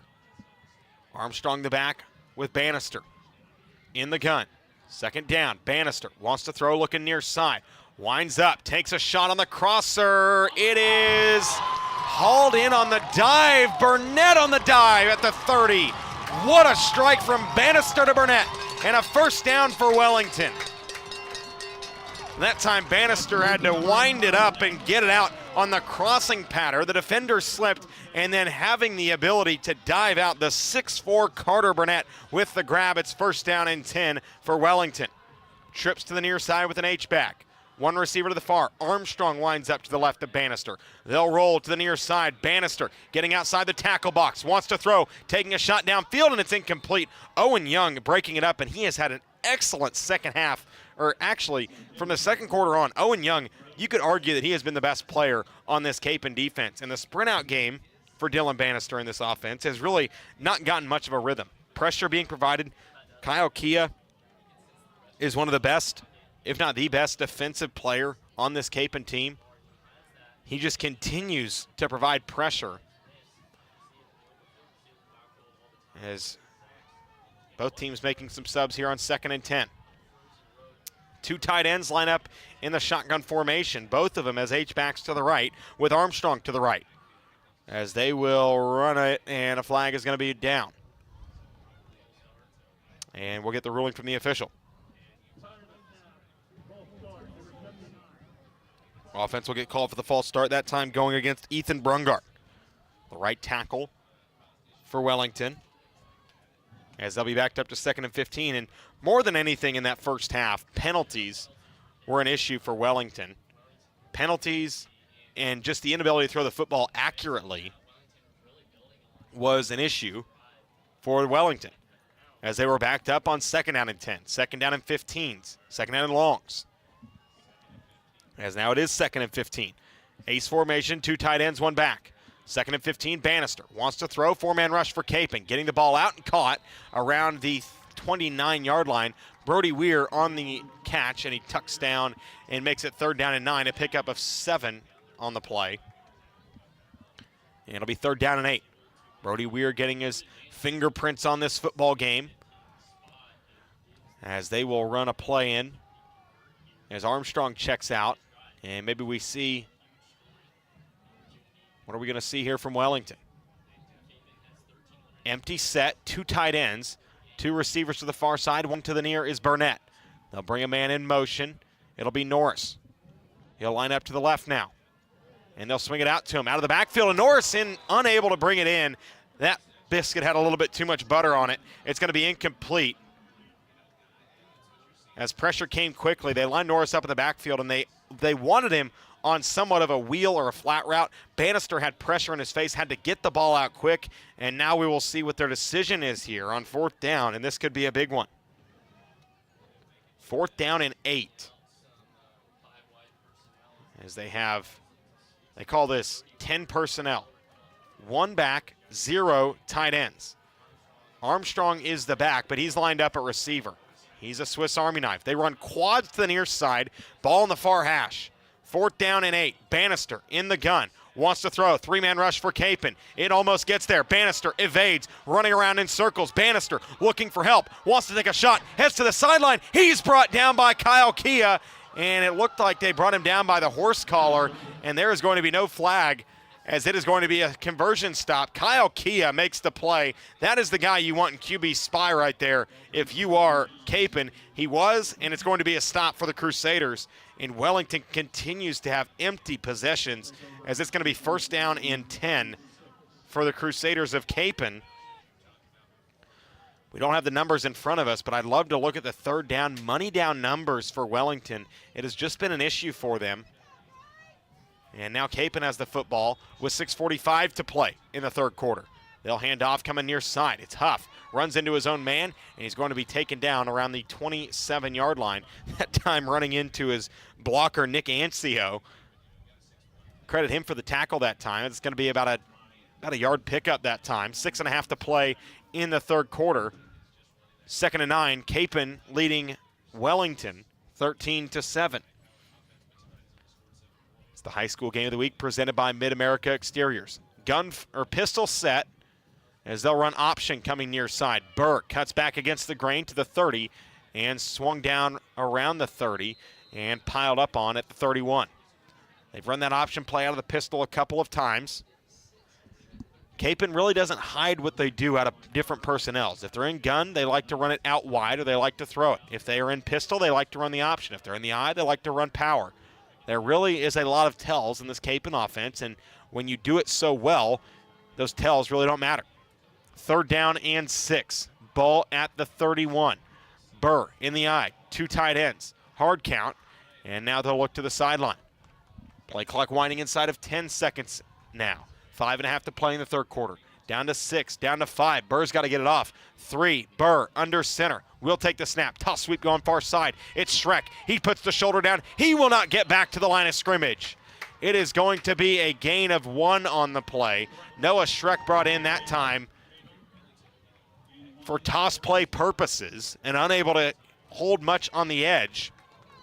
And a 1-yard pickup on 3rd and 6 makes it 4th and 5, and Wellington stands. We have seen these two defenses bow their neck really well in this ball game, and it's been a battle between Cornwell and a battle between Milo Elder. The 2 punters in this ball game have been the superstars. We'll see Cornwell here on 4th and 5. He'll line up inside his own 20. Good snap. Cornwell gets it off. It's a line drive and not a good one. It'll bounce to the 35, to the 30, and continue to roll to the 25. And inside the 25 to the 22.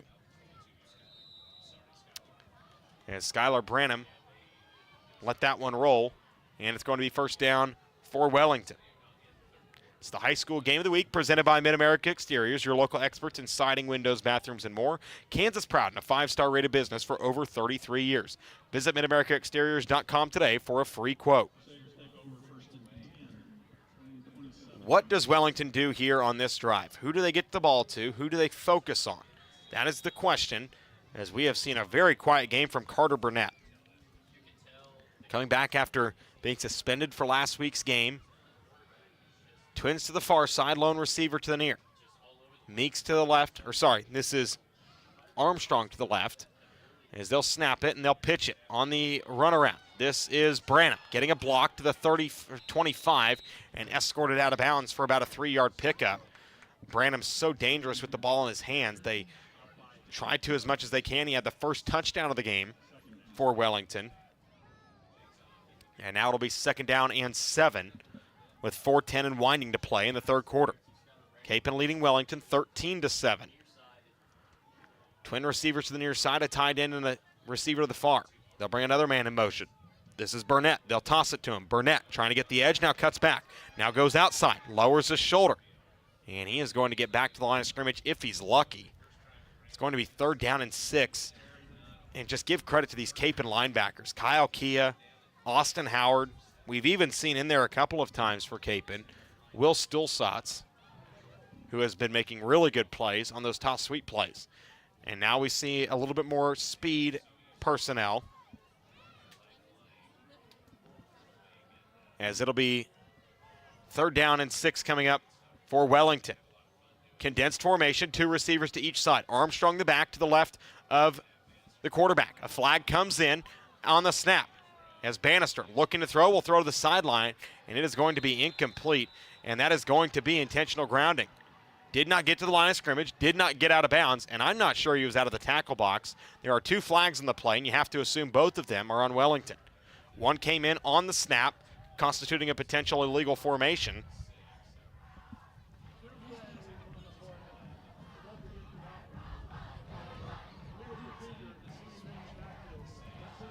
And it will be just that. Illegal procedure, too many men in the backfield, as well as intentional grounding on Bannister.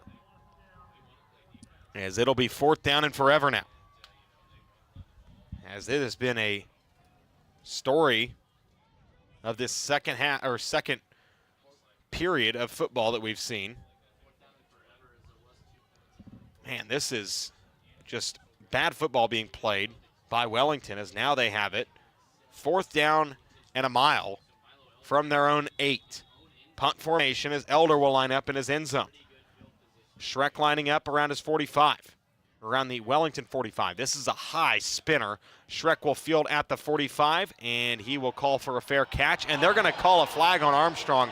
Schreck doing his best Dylan Brooks impression, as Armstrong tapped him on the hip, and Schreck hits the deck. I mean, Armstrong just doing what he's coached to do that time, and if that is a 15-yard penalty, not only will it be huge in the grand scheme of the game, but that should not have been a flag in general. That is not a penalty flag.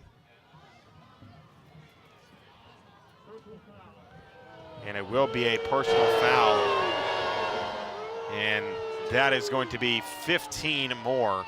So Kapaun will start at the 30-yard line of Wellington.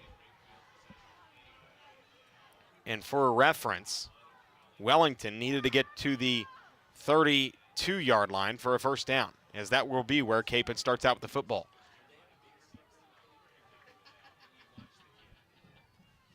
First down and 10. Kapaun in the huddle, and Coach Jeremiah Meeks has got his get-back guy on the sideline. He is pleading his case to the official, and I think that's just the wrong call to make in that spot. First down and 10 from the Kapaun 32. 1st and 10, the handoff going left side. This is Huff, and he's going to be tackled in the backfield, and a great play made that time, coming off the edge and bringing in the tackle. And there is a lot of extracurricular activity going on after the whistle for both sides. I mean, no side is without fault in this situation.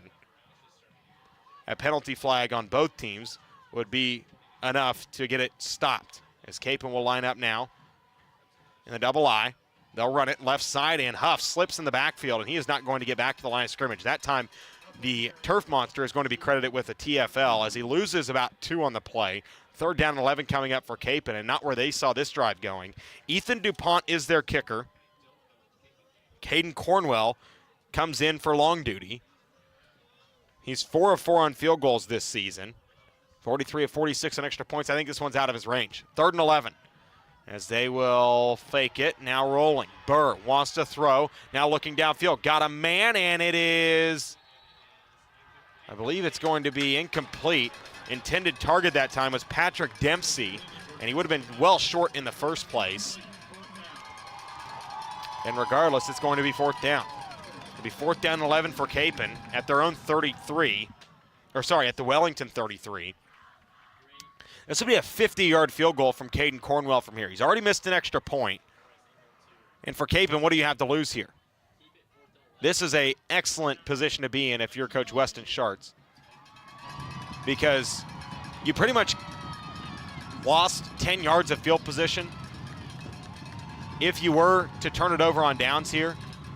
And Kapaun will take a timeout to think it over. This place is shaking. We'll be right back. It'll be 4th and 11 for Kapaun at the Wellington 33. It's the high school game of the week on ESPN Wichita, 92.3 FM.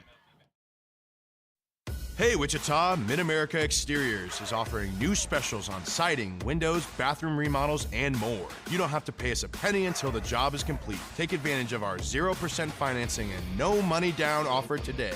Mid-America Exteriors is your choice for new windows, updated siding, affordable luxury showers, and more. All quotes are free. We are licensed, insured, and a 5-star rated company. Get a free quote on our website anytime at midamericaexteriors.com. Financing only with approved credit. See store for details. 4th and 11, and this could be the ball game. 2 minutes remaining in the 3rd quarter. 4th and 11 for Kapaun at the Wellington 33. They need to get to the 22. Burr out of the gun, looking to throw on the roll. Flag down, it's going to be a hold. Burr steps back, throws, and it's going to be caught by Daniel. He's going to get to the 1st down and out of bounds inside the 15. It will be a 1st down, if not for the flag, and I believe this will be a hold. And it will be a hold on Kapaun. So that'll back him up 10 yards, and it'll put him in more position to punt this ball away on 4th down and 21. And it will be the punt team, Caden Cornwell, coming on to send it away. For those of you just joining us, 13-7 in favor of Kapaun. Just under 2 minutes to play in the 3rd quarter. Be sure to like and subscribe to the channel, as this is an unorthodox way for you to listen to a football game here on ESPN Wichita. Minute 40 and winding to play here as Cornwell will punt it away. Lines up at his own 45. This one is a high kick. Branham calls for a fair catch and fields at his own 19. So a nice kick that time by Caden Cornwell, as it'll be Wellington football. These two teams have just pretty much traded punts for the longest time in this ball game.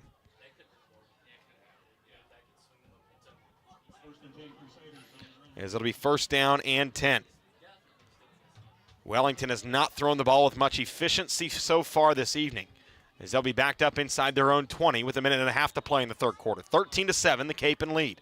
Twins to each side, trips to the far side actually. Lone back is Armstrong. They will hand it to Armstrong. He cuts back against the grain, gets out to the 20, but no farther. You have to give credit, so much credit, to these two defenses for being as good as they have been this evening. Kapaun has not allowed an inch defensively in the running game. They've been pressuring Bannister all ball game long. And for Wellington, from downs 1 to 3, they haven't given up a point.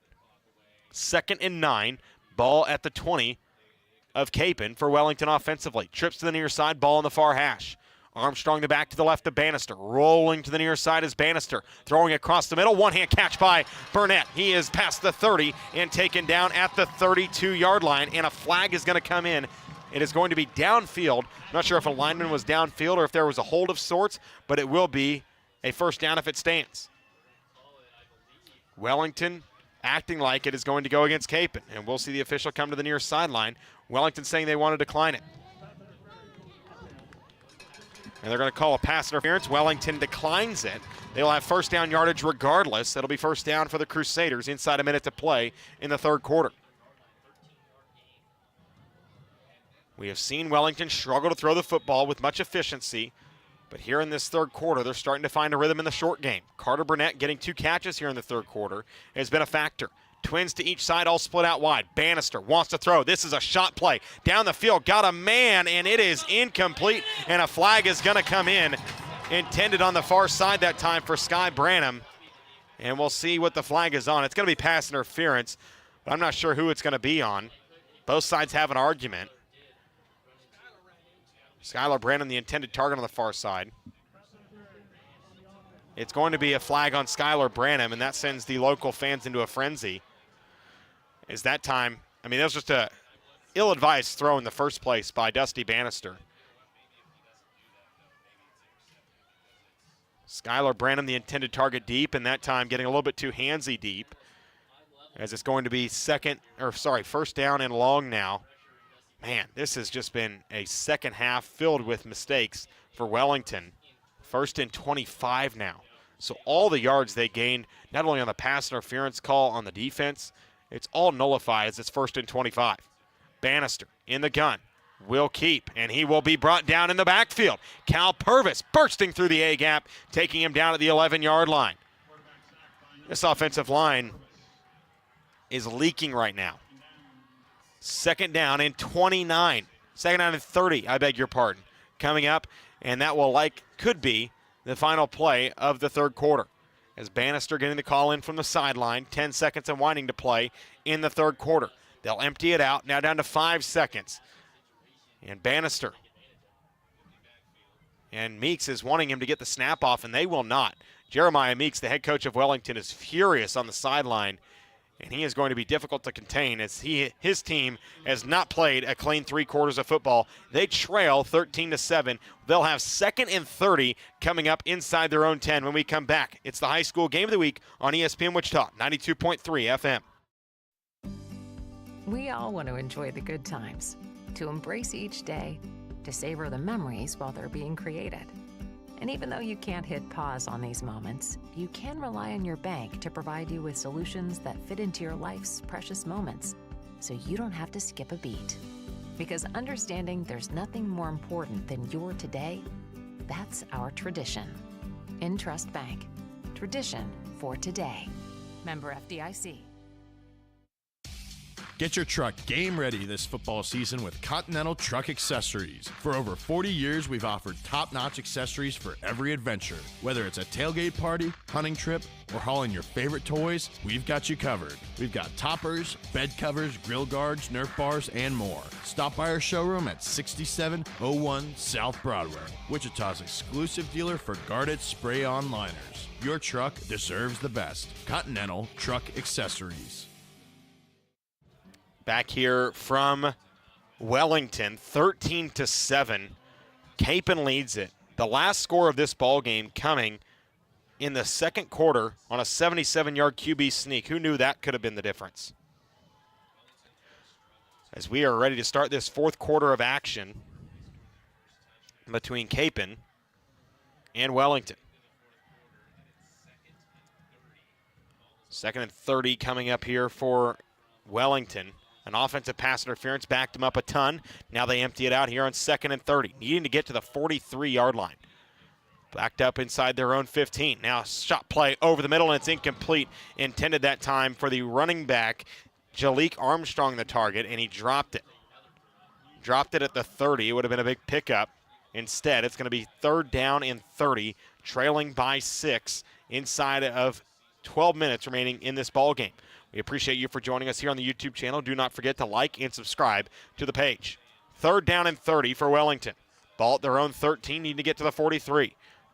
As they will empty out the backfield. It'll be quarterback run. Bannister wrapped up and taken down at the 8-yard line. Cal Purvis has his fingerprints all over this one. That's a TFL for a loss of 3 all the way back to the 10-yard line. And man, it has just been a woeful second half for Wellington. And talking to these locals, having the feeling of this is their best team since that state championship team in 2004, or at least a team that reached the state championship in 2004. And now Elder will be in punt formation as Schreck is the deep man standing at his own 45. Baited a roughing the returner call last time as he'll field this one at midfield, and he will be down at midfield as he called for the fair catch. A nice punt that time to flip the fields, as most punters here in the state of Kansas punting from their own end zone. You're about 2 plays away from the red zone after that punt. Instead, Kapaun will have it at midfield. First down and 10, Crusaders. The one thing we have not seen tonight is a team reach the Continental Truck Accessories red zone. Kapaun has struck on some big plays in this ball game. They'll come out with 2 fullbacks and a running back is Huff. Burr under center, and they'll bring Purvis in motion near side. They'll run it inside, and it is going to be a carry for Cal Purvis to midfield, but no farther. No gain on the play for Kapaun, as it'll now be second down and 10. Second down and 10, Crusaders. Ball at midfield, 10:45 and winding. Same formation, 2 fullbacks, and Purvis is the setback as they'll fake it. Now looking to throw, got a man wide open. It's Peyton Gosh down the field, and he is able to haul it in at the 25. To the 23-yard line goes Peyton Gosh, and a first down for Kapaun at the 23. What a strike that time from Dylan Burr. Peyton Gosh getting behind the defense, and a first down for Kapaun, sniffing the Continental Truck Accessories red zone. First down and 10 for Kapaun at the 23. Traditional I formation, 2 tight ends. Fullback trap, this is Solinger. Lowers the shoulder to the 15 to the 14, and now we have officially reached the Continental Truck Accessories red zone. Continental Truck Accessories offering bed covers, hitches, grill guards, and more. Visit them at their Hayesville location today. Second down and 2 coming up after the pickup of 8 for the Crusaders on first down. Ball is at the 14.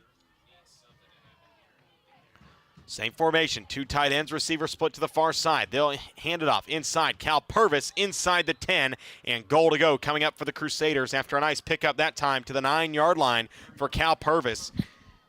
He has been an impact player all season long, an impact transfer for these Crusaders, doing the cardinal sin, transferring from Carroll to Kapaun, but it has been Cal Purvis has just had an excellent season on both sides of the football, looking for touchdown number 10 on the season. He's the lone setback in the I formation. They'll run it with him to the 5, and struck down around the 3-yard line goes Cal Purvis. It'll be second and goal from the 3 coming up. And Kapaun has just worked their way all the way down the field, starting at midfield, and they could really put this one in trouble for Wellington with a touchdown on this drive. Already leading 13-7, and the clock winding inside of 9 minutes remaining in this fourth quarter. As Burr hands off, going right side is Purvis, and he reaches pay dirt. Cal Purvis with his second touchdown of the game puts Kapaun back in, extends their lead to 19-7 in favor of the Blue Crusaders.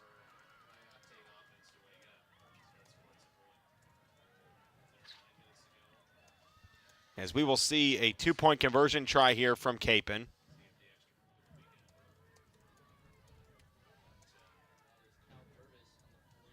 Cal Purvis with 6, as it's 19-7 in favor of Kapaun, and they'll go for 2.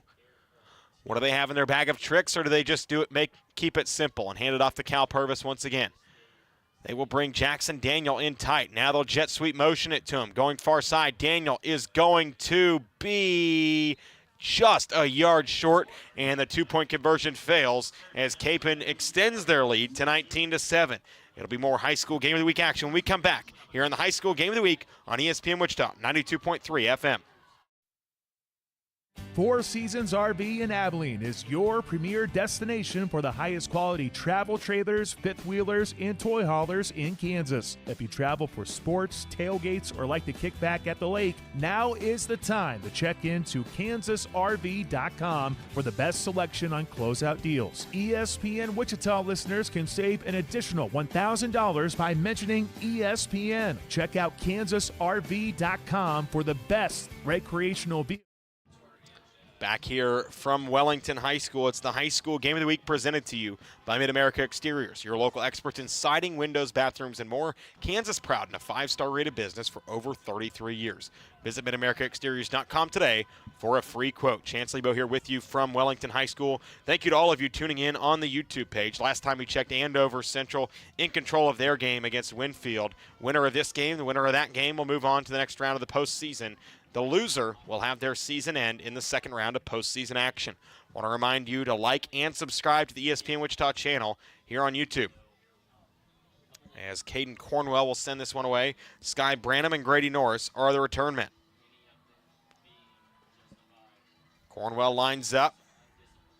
Kapaun ready to rock and roll as he approaches the tee box and strikes it, this time with a wedge. It'll be caught at the 20 and to the 25 to the 30. And brought down just shy of the 35 on the far sideline was the Wellington up man. And we will see what the Wellington offense has in store. They have struggled offensively. Nothing going for either side offensively really so far in this game. Kapaun has been able to strike gold a couple of times. Other than that, it's just been a defensive slugfest. Kapaun doing a great job. Give Jude Porter and Owen Young a lot of credit for being able to keep Wellington out of the end zone.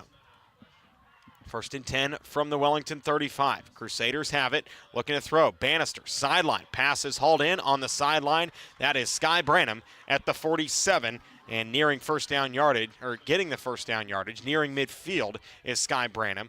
Call it a pickup of 12 yards that time, and in business now is the Wellington offense, and they'll get into their tempo a little bit here. Bannister barking out the signals now as they line up in trips formation to the far side. Lone receiver to the near side is Branham. The back is Armstrong. Bannister wants to throw. Three-man rush. Bannister shot downfield, and it is incomplete. Contact and no flag, and a flag will come in as it'll be a pass interference call on Noah Schreck, I would assume. But we'll wait for the actual official to make the call. I get paid to call the games, not officiate them. We'll hear what the officials have to say. As the intended target that time on the far side was Corbin Burnett. And it will be a pass interference call on on Noah Schreck. 15 free, easy yards for Wellington as now they moved into Kapaun territory, and they've done it quickly. That has been what matters here, is that they've got to score and they've got to do it quickly. Kapaun, an offense that likes to run some clock off. And now Wellington has it and an opportunity to put some more points on the board here. They have not scored since their first drive. Trips to the near side. One receiver to the far. Ball in the near hash. Looking to throw. Taking a deep shot. Got a man. It's Branham, and it's incomplete. That time they get behind the defense, but unable to connect. Man, Bannister is just, his cannon, he just has not been on target much this evening. Passes of 10 or more yards have been hit or miss. They have been hit or miss at a Hunter Dozier level. Second down and 10 at the 38. Ball at the 38 of Kapaun with 8.5 to play here in the ball game. In the gun, twins to each side, a tight end to the right. Armstrong in the back. Bannister wants to throw, setting up a screen. Will get it. Getting Armstrong at the 30. Armstrong wrapped up and taken down just shy of the 25. And that will be first down yardage for Wellington.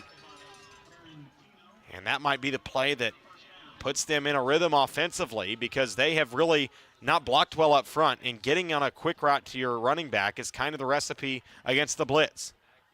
First down and 10 at the 26. In the gun, trips to the far side with a tight end. Near side receiver is Branham. Bannister wants to throw, post pattern, Branham, and it's incomplete, overshooting his receiver. More than anything right now for the quarterback Bannister, his footwork has been an issue. He's been really loose with his footwork. You can tell he's got happy feet in the pocket. He seems skittish. The pressure is getting to him a bit here. They have been pressuring him really well in this ball game. And right now, Kapaun is winning the battle up front. They lead at 19-7 here in the fourth. Clock stopping with 8:09 to play. Twins to the far side, tight end and receiver to the near. Armstrong the back. They will give it to Armstrong, and he is going to be wrapped up and brought down in the backfield. Taken down, and a nice play that time made by the linebacker, Raphael Oblinger. And Crusader fans on the near side, the home stands, wanting a late push. They are probably going to end the night feeling like they have not gotten the better side of the officiating, but I don't think it has had any effect on the outcome or the score of this ball game. 3rd down and 13. Burnett in motion. He'll stop. Now they'll throw. Looking to throw. Bannister, deep shot. On the wheel route. It is Holden! Touchdown Wellington! On the far side, Holden for the touchdown.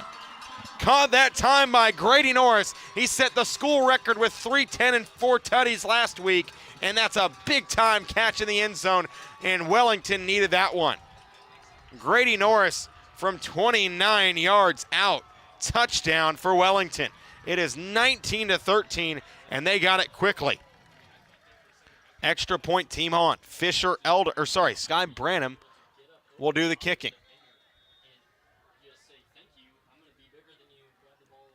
An excellent play that time by Grady Norris as Branham will line up for the extra point. As it's a low snap, the hold is good and the kick is good. Branham puts it through. 14 on the board for Wellington. They trail Kapaun 19-14. We'll be right back. You're listening to the High School Game of the Week on ESPN Wichita 92.3 FM. Life's best moments seem to slip by too quickly. The celebrations with loved ones, the simple pleasures and cherished memories. And while you can't make those moments last longer, you can partner with a bank that provides you with reliable, accessible service and useful tools that help you save money as well as time. Because understanding there's nothing more important than your today, that's our tradition. InTrust Bank. Tradition for today. Member FDIC. As Fisher Elder is ready to tee this one off, 19-14 the score here. Wellington trailing Kapaun here in the Kansas second round high school football playoffs. 19-14 is our score. And the Wellington crowd, I mean, this is a small community here in Wellington.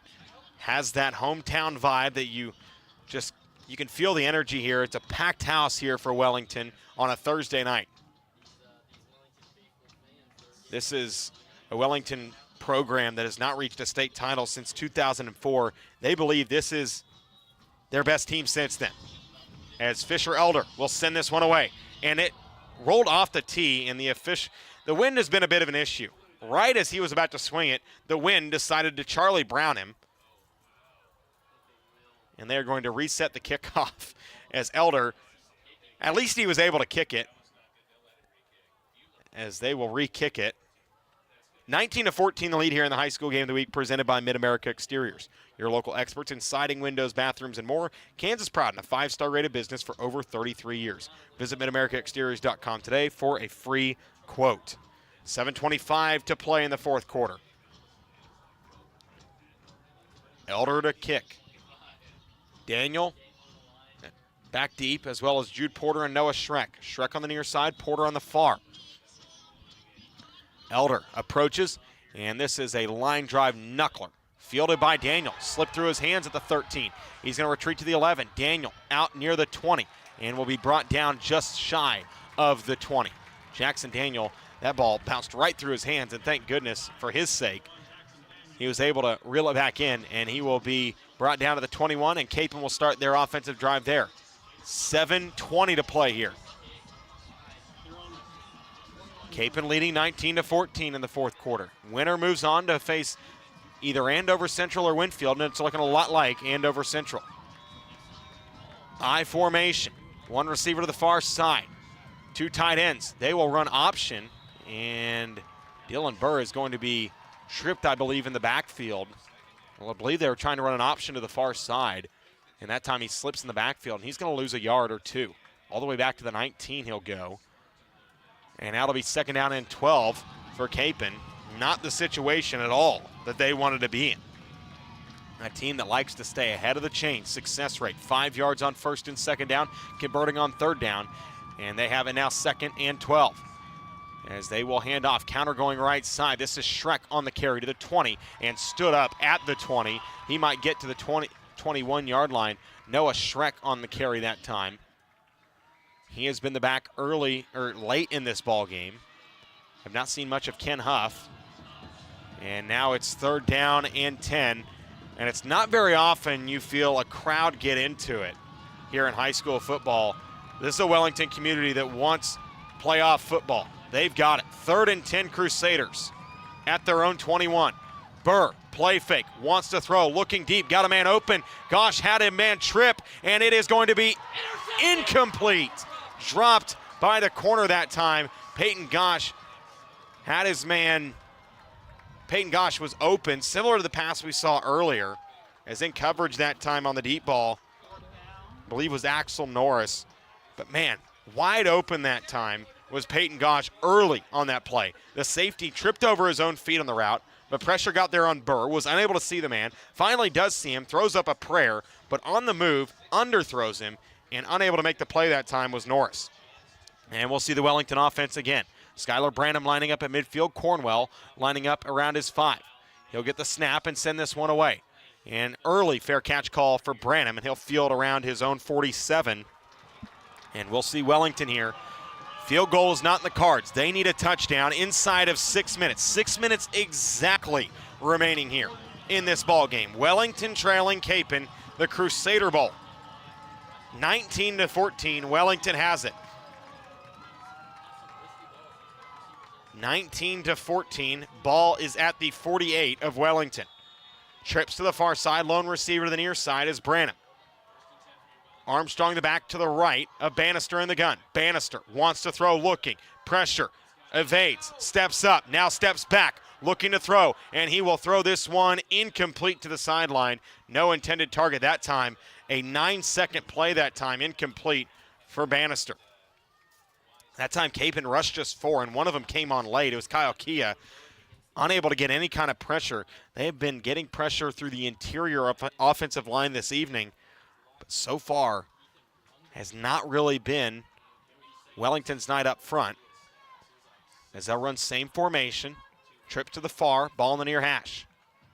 As they will hand it, going to the far side, it's Armstrong to midfield, makes the cut, slips a tackle to the 45, and about an 8-yard pickup that time by Jalik Armstrong, and Cal Purvis is down on the field. Slow to get up is Cal Purvis, and I believe we are going to get an injury timeout. And this is a big one, considering, if he even misses just this play, as they're holding his leg up, if he misses just this play, it's 3rd down and 3. 3rd down and 2 maybe. Not having your star linebacker on the field for one of the biggest plays of the game is going to hurt Kapaun here. We'll take a timeout. We'll be right back. It's the high school game of the week on ESPN Wichita, 92.3 FM. It's football season, and that means tailgate parties. For over 40 years, Continental Truck Accessories has the accessories your truck wants and needs. Whether it's heading to a tailgate party, your favorite hunting spot, or just hauling your toys. We have the toppers, lids, hard and soft bed covers, bed slides, grill guards, and Nerf bars. Whatever your truck needs. Stop by our showroom at 6701 South Broadway today. Continental Truck Accessories, the exclusive Wichita dealer for guarded spray-on bed liners. Visit our showroom at 6701 South Broadway. Hey Wichita, Mid-America Exteriors is offering new specials on siding, windows, bathroom remodels, and more. You don't have to pay us a penny until the job is complete. Take advantage of our 0% financing and no money down offer today. Back here from Wellington High School, it is 3rd down and 2 for Wellington as Cal Purvis was able to walk off under his own power. 3rd down and 2 at the Kapaun 44, needing the 42 as Wellington. They will line up 2 eye backs, 1 tailback. Bannister under center. He will hand off inside and getting through the middle to the 35, to the 30, to the 25, and wind it down at the 24. What a big run for the up back that time for Wellington. Carried that time, I believe, by Marcus Provost. Jafar Armstrong on the carry that time. The all-AVCTL first-teamer offensive line getting rewarded. A huge carry to the 23, and now Wellington can sniff pay dirt. As they will line up in the same formation again. 2 eye backs and a tailback. Under center. Bannister will hand off to the tailback. This is Armstrong. He will get out to the 23. That was Jalik Armstrong that time, not Jamar. As it'll be no gain on the play. And now we might see Wellington go back to their more traditional offense. 2nd and 10 at the 23. Andover Central leads at 35-14 in other action. Buhler leading Mulvane by a lot in other action. 2nd down and 10. Near side receiver is Branham, trips to the far side. And the back is Armstrong to the right of Bannister in the gun. Bannister wants to throw, looking, post pattern. Branham tipped up, incomplete. Play made that time as Branham wants the flag, but Jude Porter had pretty much textbook coverage that time. Now 3rd down and 10, and this is most definitely 4-down territory for Wellington. They have to treat this 3rd and 10 like 2nd and 10. Ball is at the 24-yard line. Twins to the near side. One receiver to the far and a tight end. Armstrong the back to the right of Bannister in the gun. Kapaun showing pressure, showing linebacker blitzes. They bring him. Bannister rolling to the near side. Jump pass. It is. Hold it on the sideline. Pass is going to be caught around the 11. That's Sky Branham once again, and it'll be 1st down yardage coming up here for Wellington. As now they are inside the Continental Truck Accessories red zone. Continental Truck Accessories offering bed covers, hitches, grill guards, and more. Visit them at their Hayesville location today. 1st down and 10 for Wellington. 19-14 the Kapaun lead. 4 to play in this 4th quarter. Winner moves to the next round. Bannister handing off. Armstrong going far side. Slips a tackle in the backfield. Slips another. And he's going to be brought down and swung down around the original line of gain. A lot of sideways that time for Jalik Armstrong as a player is down on the field. And I believe that is Jalik Armstrong down on the field. And the players signaling for the coaching staff to come in, and the training staff will. We'll take a break. It's the high school game of the week on ESPN Wichita, 92.3 FM. Four Seasons RV in Abilene is your premier destination for the highest quality travel trailers, fifth wheelers, and toy haulers in Kansas. If you travel for sports, tailgates, or like to kick back at the lake, now is the time to check into kansasrv.com for the best selection on closeout deals. ESPN Wichita listeners can save an additional $1,000 by mentioning ESPN. Check out kansasrv.com for the best recreational vehicles.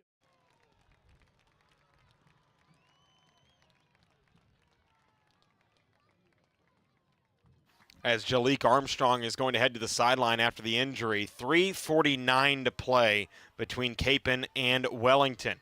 If you're here, be sure to like and subscribe to the channel here on ESPN Wichita. It's the high school game of the week presented to you by Mid-America Exteriors. 3:49 to play in the ball game as Nick Giefer will enter the backfield as Armstrong hits the sideline. 3:45 and winding. Two backs, or it's the traditional I formation. They'll fake it. Now Bannister looking to throw. Got a wide open man. It's caught. It's a touchdown. And Wellington is in front. Touchdown Crusaders. Hauled in that time by Milo Elder. Touchdown Wellington as they lead by a point with 3:33 to play. And 2-point conversion pending for Wellington. 20 on the board for Wellington. They lead it 20-19. Extra point, 2-point conversion on the way. And Coach Meeks is having a fit trying to get his guys in the ball game as they were getting ready for kickoff coverage. They don't realize that they got to go for 2 here to make it a field goal game. As it'll be a timeout for Wellington. We'll be right back. It's 20-19 Wellington in the high school game of the week on ESPN Wichita, 92.3 FM. Life's best moments seem to slip by too quickly. The celebrations with loved ones, the simple pleasures and cherished memories. And while you can't make those moments last longer, you can partner with a bank that provides you with reliable, accessible service and useful tools that help you save money as well as time. Because understanding there's nothing more important than your today, that's our tradition. InTrust Bank. Tradition for today. Member FDIC. Get your truck game ready this football season with Continental Truck Accessories. For over 40 years, we've offered top-notch accessories for every adventure. Whether it's a tailgate party, hunting trip, or hauling your favorite toys, we've got you covered. We've got toppers, bed covers, grill guards, Nerf bars, and more. Stop by our showroom at 6701 South Broadway, Wichita's exclusive dealer for As we return, it is a 2-point conversion try for Wellington as they lead 20-19. They just took their second lead of the ball game with 3:33 remaining in the fourth quarter. Two-pointer pending here. They do a spinaroo here as they will now hand off to Bannister. He will throw into the end zone, incomplete. That's a play that I'm sure Andy Reid has drawn up in his playbook. They did a spin. They handed off with the running back to the quarterback. The quarterback booted out near side, looked to throw it, incomplete with pressure arriving there. A little bit too cute that time for Wellington as it will stay 20-19. We appreciate all of you for joining us here on the ESPN Wichita YouTube page for a little bit of an unorthodox way of listening to a football game as Wellington leads Kapaun 20-19 with the winner moving on to likely face Andover Central in the second round. 20-19 is our score. The wind is howling here. So a field goal from Caden Cornwell is not a gimme.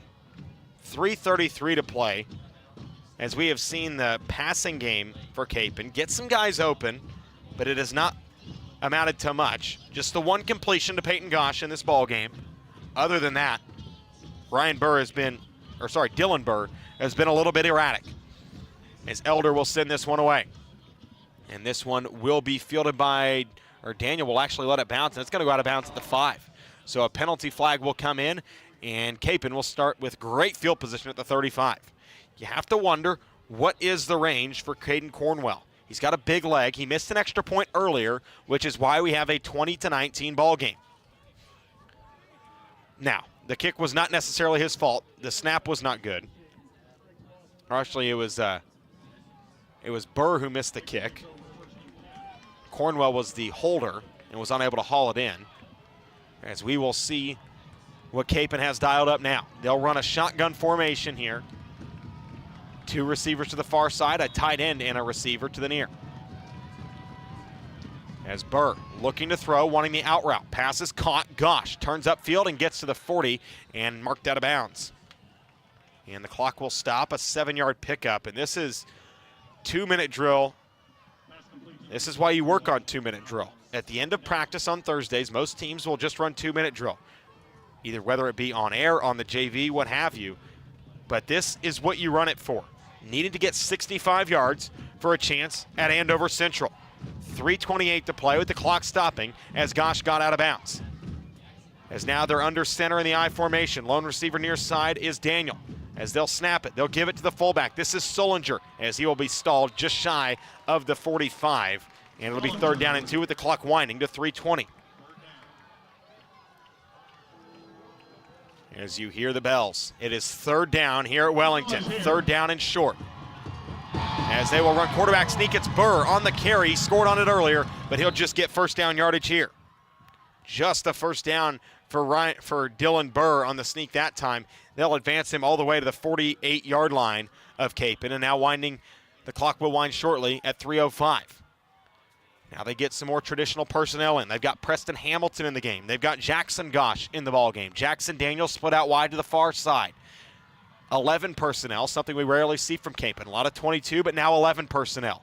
The running back is Huff to the right of Burr in the gun. Play fake, looking, slant route is incomplete. Just over the hands of Jackson Daniel. A dangerous pass that time. As that will stop the clock with 2:53 to play in the ball game. 2nd and 10. First meeting between Wellington and Kapaun since 1976.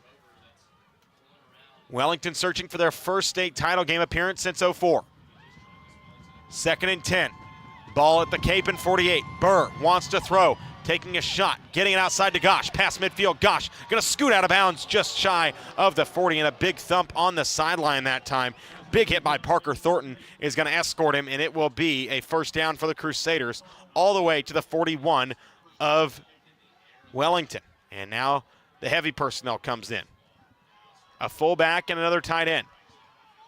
Weston Schartz has seen a lot of 2-minute drills in his time as a head coach. A head coach now that in his career has 226 wins to his name. First down and 10 for Kapaun at the Wellington 41. They will play fake it. Burr looking to throw, gets pressured, now will roll at his own 45. Got to get the ball out. He will throw a cross body, and the pass is intercepted, picked up by Wellington on the far sideline. A terrible decision, and it is going to pay off for Wellington. Picked up by Cooper Hatfield, and the Crusaders can smell victory. Dylan Burr with a catastrophic decision to throw it cross-body, not to throw it away, and with 2:34 left, Wellington will have the football inside their own 35, and with just 2 timeouts, Kapaun is left with not a lot left. An ill-advised decision by Burr to throw that football to an intended target, not to throw it away and live for second down. Instead, it's an interception, and now we'll see what Wellington has. First and 10 at the 35, up by 1. As they'll keep it with Bannister on the QB keeper, arcing to the sideline, needing to stay in bounds, and he will wisely slide as Schreck took a big shot, and the flag is going to come in. It's going to be a blindside block going against Sky Branham. And Schreck is down, pursuing Bannister and getting, I didn't see the hit necessarily, but it does not look good. As Noah Schreck is in a lot of pain at the 40. And Noah Schreck is such a vital piece of this Kapaun team. We'll take a quick break. When we come back, we'll see the final 2:22 from Wellington in the high school game of the week on ESPN Wichita, 92.3 FM. Life's best moments seem to slip by too quickly. The celebrations with loved ones, the simple pleasures and cherished memories. And while you can't make those moments last longer, you can partner with a bank that provides you with reliable, accessible service and useful tools that help you save money as well as time. Because understanding there's nothing more important than your today, that's our tradition. InTrust Bank. Tradition for today. Member FDIC. As Noah Schreck is able to walk to the sideline under his own power, a 10-yard penalty will come in against Wellington, setting it to 1st and 20, clock stopping with 2:22 left, and a big break for the Crusaders of Kapaun. 2 tight ends and a back, as they will hard count, and jumping off sides that time is going to be Will Stulsatz. And a 5-yard penalty will make it 1st down and 15 with 2:22 to play. Chance Lebo here from Wellington High School. Kapaun led for pretty much the entire ball game up until the last 6 minutes. We have seen Wellington come out with an emphasis on getting the football quickly to their receivers, and it has paid off for them. 1st down and 15, I formation under center, as they will give to the fullback. This is Weir, lowers the shoulder, gets out near the 35 to the 36-yard line. A nice run that time by Brody Weir, 6'4", 250. Not many fullbacks are his size, as we will see a timeout for Kapaun. They just have 1 left, and with 2:14 left to play, we'll take a break. It's the high school game of the week on ESPN Wichita, 92.3 FM. It's football season, and that means tailgate parties. For over 40 years, Continental Truck Accessories has the accessories your truck wants and needs. Whether it's heading to a tailgate party, your favorite hunting spot, or just hauling your toys. We have the toppers, lids, hard and soft bed covers, bed slides, grill guards, and Nerf bars. Whatever your truck needs. Stop by our showroom at 6701 South Broadway today. Continental Truck Accessories, the exclusive Wichita dealer for guarded spray-on bed liners. Visit our showroom at 6701 South Broadway. 2nd down and 9 coming up for Wellington as they lead at 2019 with 2:14 remaining in the ball game. 2nd and 9 after the Weir carry got them 6 on 1st and 15. Kapaun with just the 1 timeout in their back pocket. They will likely use it following this next play, as they will line up with 2 backs, one of them an extra lineman and one of them a fullback and an H-back. 2nd and 9. They will give it. Here's Weir up the middle. Weir breaking through, getting to the 45. And if this is a 1st down, that might do it. Brody Weir on the carry, and he might have just sealed it. They are going to give him first down yardage, and it's going to be first down Crusaders of Wellington, as they can smell it now. Brody Weir with an emphatic run to potentially put this one on ice. Kapaun with just the one timeout left. I think they will either save it or not use it. First down and 10 for Wellington. Minute 50 and winding to play, now down to minute 45.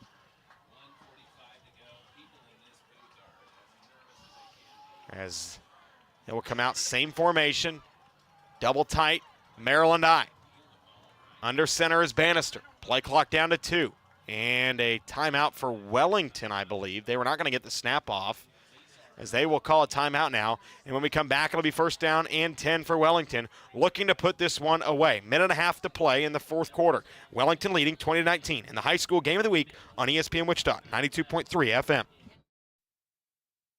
Four Seasons RV in Abilene is your premier destination for the highest quality travel trailers, fifth wheelers, and toy haulers in Kansas. If you travel for sports, tailgates, or like to kick back at the lake, now is the time to check into kansasrv.com for the best selection on closeout deals. ESPN Wichita listeners can save an additional $1,000 by mentioning ESPN. Check out kansasrv.com for the best recreational vehicles.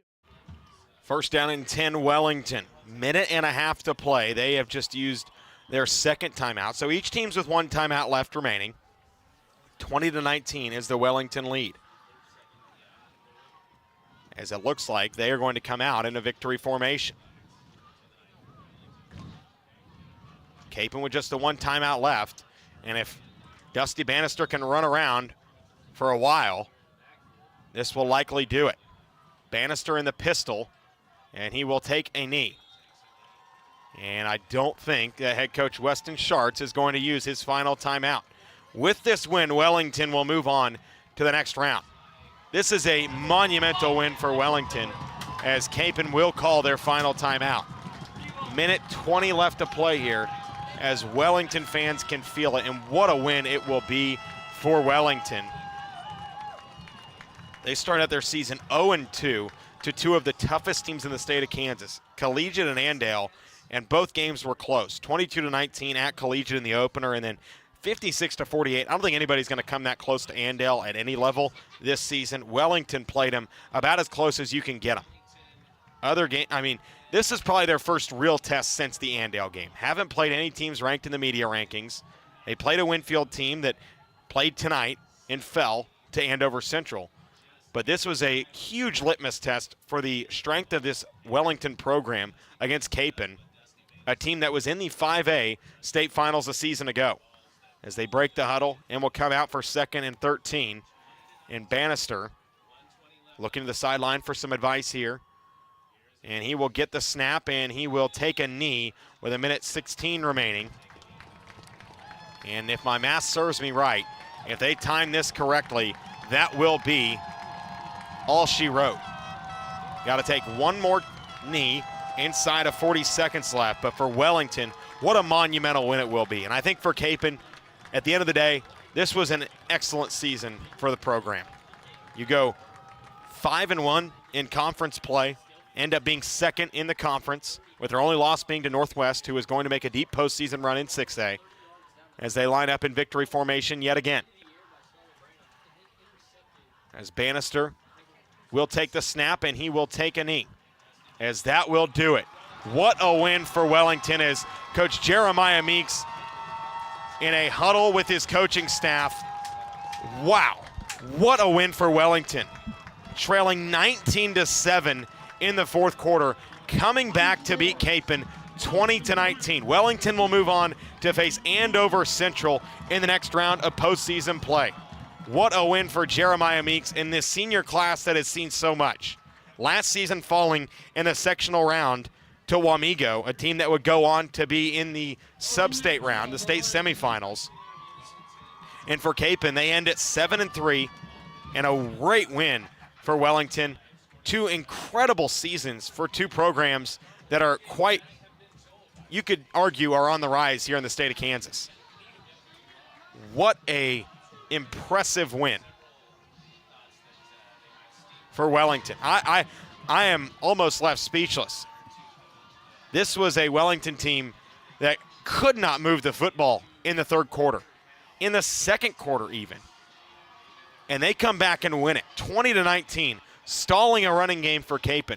Very similar to what we saw about a month ago between Goddard and Andover Central. Goddard ran the football with little to no success, but they hit the big plays. They got a pick six, and they got a kick return touchdown. Similar to Kapaun. Kapaun got the big plays in this game, but down to down, Wellington was winning. Wellington could not find a rhythm in the passing game throughout much of the ball game. And then in the fourth quarter, it comes to life, and they're able to close it out with an emphatic 20-19 win to end the Kapaun season. But this is a Kapaun team that they are just getting started. Ken Huff is a sophomore, Cal Purvis a junior, Rocco Keller, one of their star receivers, a junior, an offensive line that will return 3 starters next season. Kapaun has just done an incredible job under head coach Weston Schartz this season and throughout his career. Their season ends with a bitter taste in their mouth, about 3 games shy of where they ended a season ago. But Kapaun is a team that will be in 4A for the next couple of seasons, and they will be a threat every time they take the field. When we come back, it'll be the Intrust Bank postgame show. Today it's time for Easy. That's where there's free checking from Intrust Bank. Tradition for today, member FDIC. Get your truck game ready this football season with Continental Truck Accessories. For over 40 years, we've offered top-notch accessories for every adventure. Whether it's a tailgate party, hunting trip, or hauling your favorite toys, we've got you covered. We've got toppers, bed covers, grill guards, Nerf bars, and more. Stop by our showroom at 6701 South Broadway, Wichita's exclusive dealer for guarded spray-on liners. Your truck deserves the best. Continental Truck Accessories.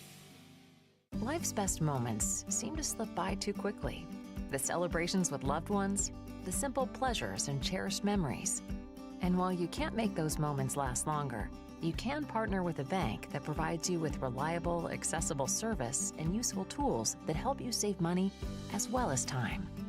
Because understanding there's nothing more important than your today, that's our tradition. Intrust Bank. Tradition for today. Member FDIC. Hey Wichita, Mid-America Exteriors is offering new specials on siding, windows, bathroom remodels, and more. You don't have to pay us a penny until the job is complete. Take advantage of our 0% financing and no money down offer today. Mid-America Exteriors is your choice for new windows, updated siding, affordable luxury showers, and more. All quotes are free. We are licensed, insured, and a 5-star rated company. Get a free quote on our website anytime at midamericaexteriors.com. Financing only with approved credit. See store for details. Four Seasons RV in Abilene is your premier destination for the highest quality travel trailers, fifth wheelers, and toy haulers in Kansas. If you travel for sports, tailgates, or like to kick back at the lake, now is the time to check into kansasrv.com for the best selection on closeout deals. ESPN Wichita listeners can save an additional $1,000 by mentioning ESPN. Check out kansasrv.com for the best recreational vehicles. An impressive win for Wellington, 20-19 the final score for the home Crusaders as they take down Kapaun to move on to the third round of the playoffs. It'll be a meeting with Andover Central coming up next for Wellington. Welcome now to the Intrust Bank postgame show. Today is time for Easy. That's where there's free checking from Intrust Bank. Tradition for today, member FDIC. Wellington trailed 19-7 heading into the fourth quarter. Kapaun was in control of this football game thanks to some big plays in the running game and a big play in the passing game. Kapaun was in control for the majority of this football game. But at the end of the day, what really was the deciding factor of this game was a play that we really didn't even think about. It was the failed conversion on a field or a PAT attempt on the second touchdown of the game for Kapaun. A bad snap to Caden Cornwell led to a position where Kapaun had to kind of go for 2 the rest of the way, or go for 2 to make it a 14-point game. Kapaun goes for 2 on their next touchdown to make it 19-7, fail the 2-point conversion, and all of a sudden it's 19-7. Wellington comes back. They get 2 touchdowns. They don't even have to kick the PAT on their second one to take the lead. They lead 20-19, and Kapaun unable to mount a 2-minute drill, an interception by Dylan Burr, a back-breaking one for Kapaun as they fall in dramatic fashion, 20-19 against the Wellington Crusaders. A huge win for Jeremiah Meeks and his football program here for Jeremiah Meeks in year 3 at the helm. Has done nothing but win. Came over from Mound Ridge, a program where he struggled for a bit. But other than that, Jeremiah Meeks has won, and he's won in a big way here at Wellington. Now moving on to the sectional round for the second straight season. Last year falling to Wamego in sectionals, 49-0. They will avoid Wamego in sectionals. They will get Andover Central, another local team, and we might be, I'm not going to speak for myself or my bosses, but we might be in attendance for the Andover Central and Wellington game next Friday night, and that will be on your traditional airwaves on ESPN Wichita 92.3 FM, the mothership. We appreciate all of you for joining us here, the 28 of you that are still here. We appreciate you for sticking it out here for the Intrust Bank postgame show. If you're here, be sure to like and subscribe to the channel so that when this happens again, when you have another banger of a Thursday night game and it's on the YouTube page, you will not miss it. Be sure to like and subscribe. We appreciate all of you who joined us on this evening's broadcast here in the high school game of the week, presented to you by Mid-America Exteriors, your local experts in siding, windows, bathrooms, and more. Kansas proud and a 5-star rated business for over 33 years. Visit MidAmericaExteriors.com today for a free quote. Thank you once again for joining us, and congratulations to the Wellington Crusaders. An emphatic win over the defending 5A runner-up, Kapaun Mount Carmel. Wellington moves on to the next round. They will face Andover Central on Friday in Andover. For Chance Lebo, thank you so much for joining us tonight here on the high